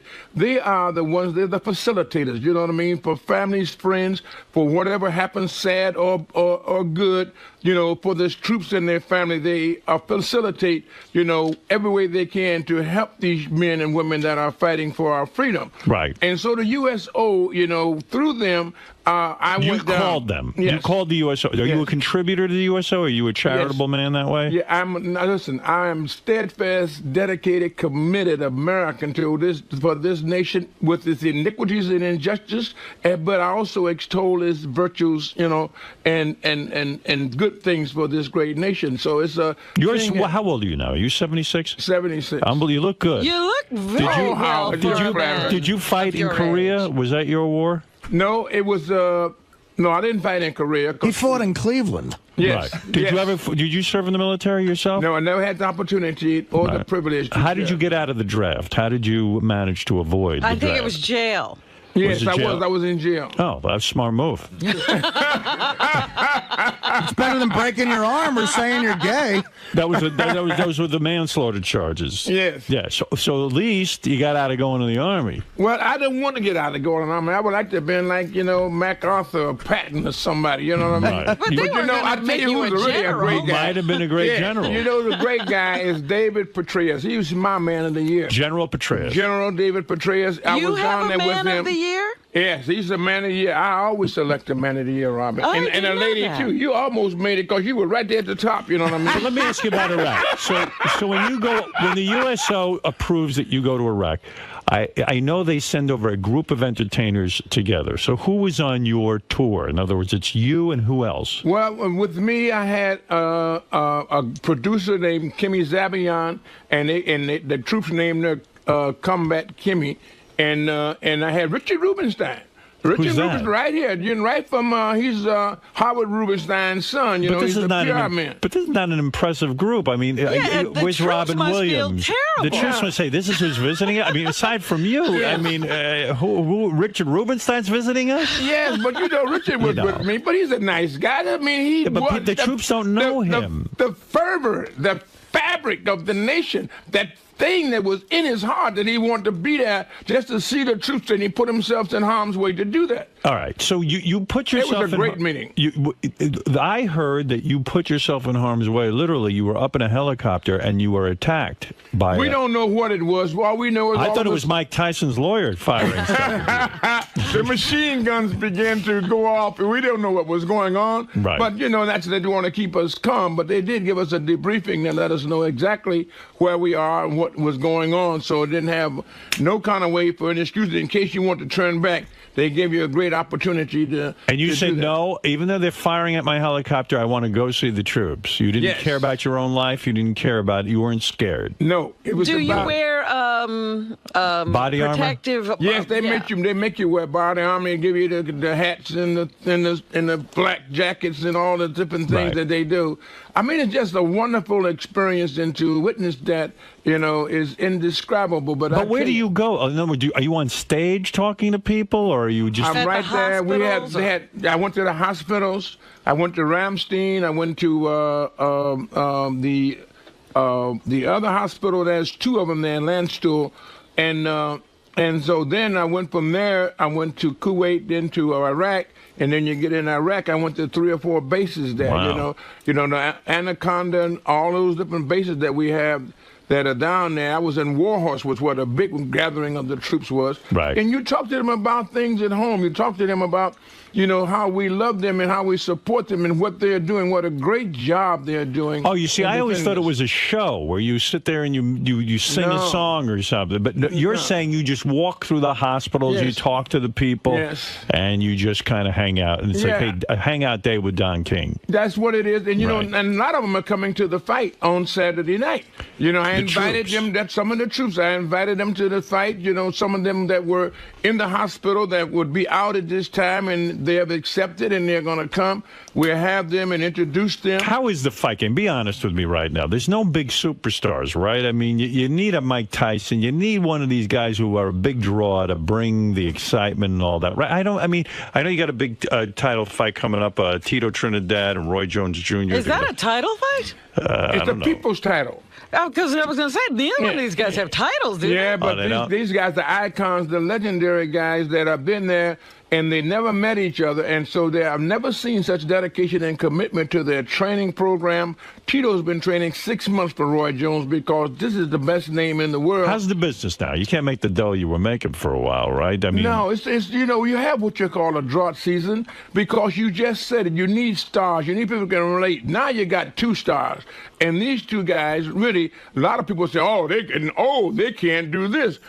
I wouldn't pay this to see these guys. They're ridiculous. That's you know what I mean. Woman won the title at 45. Right. All right. So you get people that will go out there and deal with people in life begins at 40, and these young men are not made 40 yet. You know what I mean? So it's a thing here. What was the best days? When were the best days to be in the fight game? Muhammad Ali days? Was that it? Muhammad Ali days was great. 70s, yeah. And you know, Ali and Norton and Foreman, all of those were great guys, and it was a lot of money for that time area too. But when the Tyson area come, new technology, advanced technology, you know, and then bigger money, you know what I mean, it come as time advances. Now but you and Mike Tyson, you settled the lawsuit, right? He was suing you.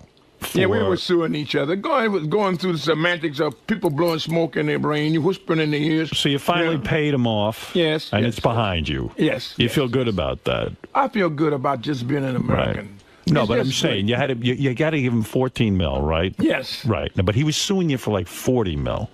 No, a lot more than that. He was. Oh, yeah, you know how the lawyers bloom up the feeling, bloom up the numbers. 100 million? Yes, all that, because I was 110 million on him.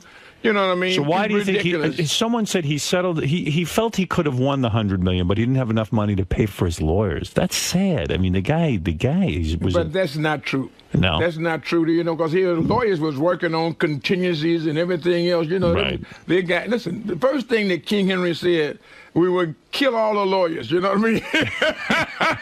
Settle things ourselves. Of course it was an act of anarchy, but nevertheless. Right. Yeah, if he really had a shot at 100 million, I'm sure some lawyer would have stepped up and said, I'll take it. Yeah. But listen, they'd have paid him. Are you sad for him, Tyson? Are you sad that he's down on his luck like this, that he's, you know, he didn't have money? Well, I love Tyson, you know what I mean? I can't say anything else other than that, and naturally anything that would be untoward or wouldn't be good for him, I would be, you know, sensitive and have a feeling of, you know, of sadness, you know, to do that. I think that he's a great guy. If he walked in here today, would he hug you or would he punch you? Absolutely, he wouldn't punch me. We would hug each other, you know, because he the now guy gave him $14 million.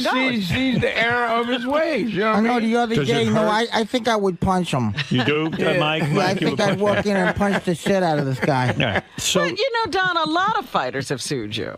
Well, you know what? What else can they do? They always come up and do that. But how many have I made rich? You look at the list. It's over $1 billion in money making fighters. Over 100 fighters, millionaires. You know what I mean? Well, you had to pay Terry. You had to pay Terry Norris like $7.5 million. Does that, when you have to write those checks, $14 million, $7.5 million? I mean, what are you like out of your friggin' mind? I mean,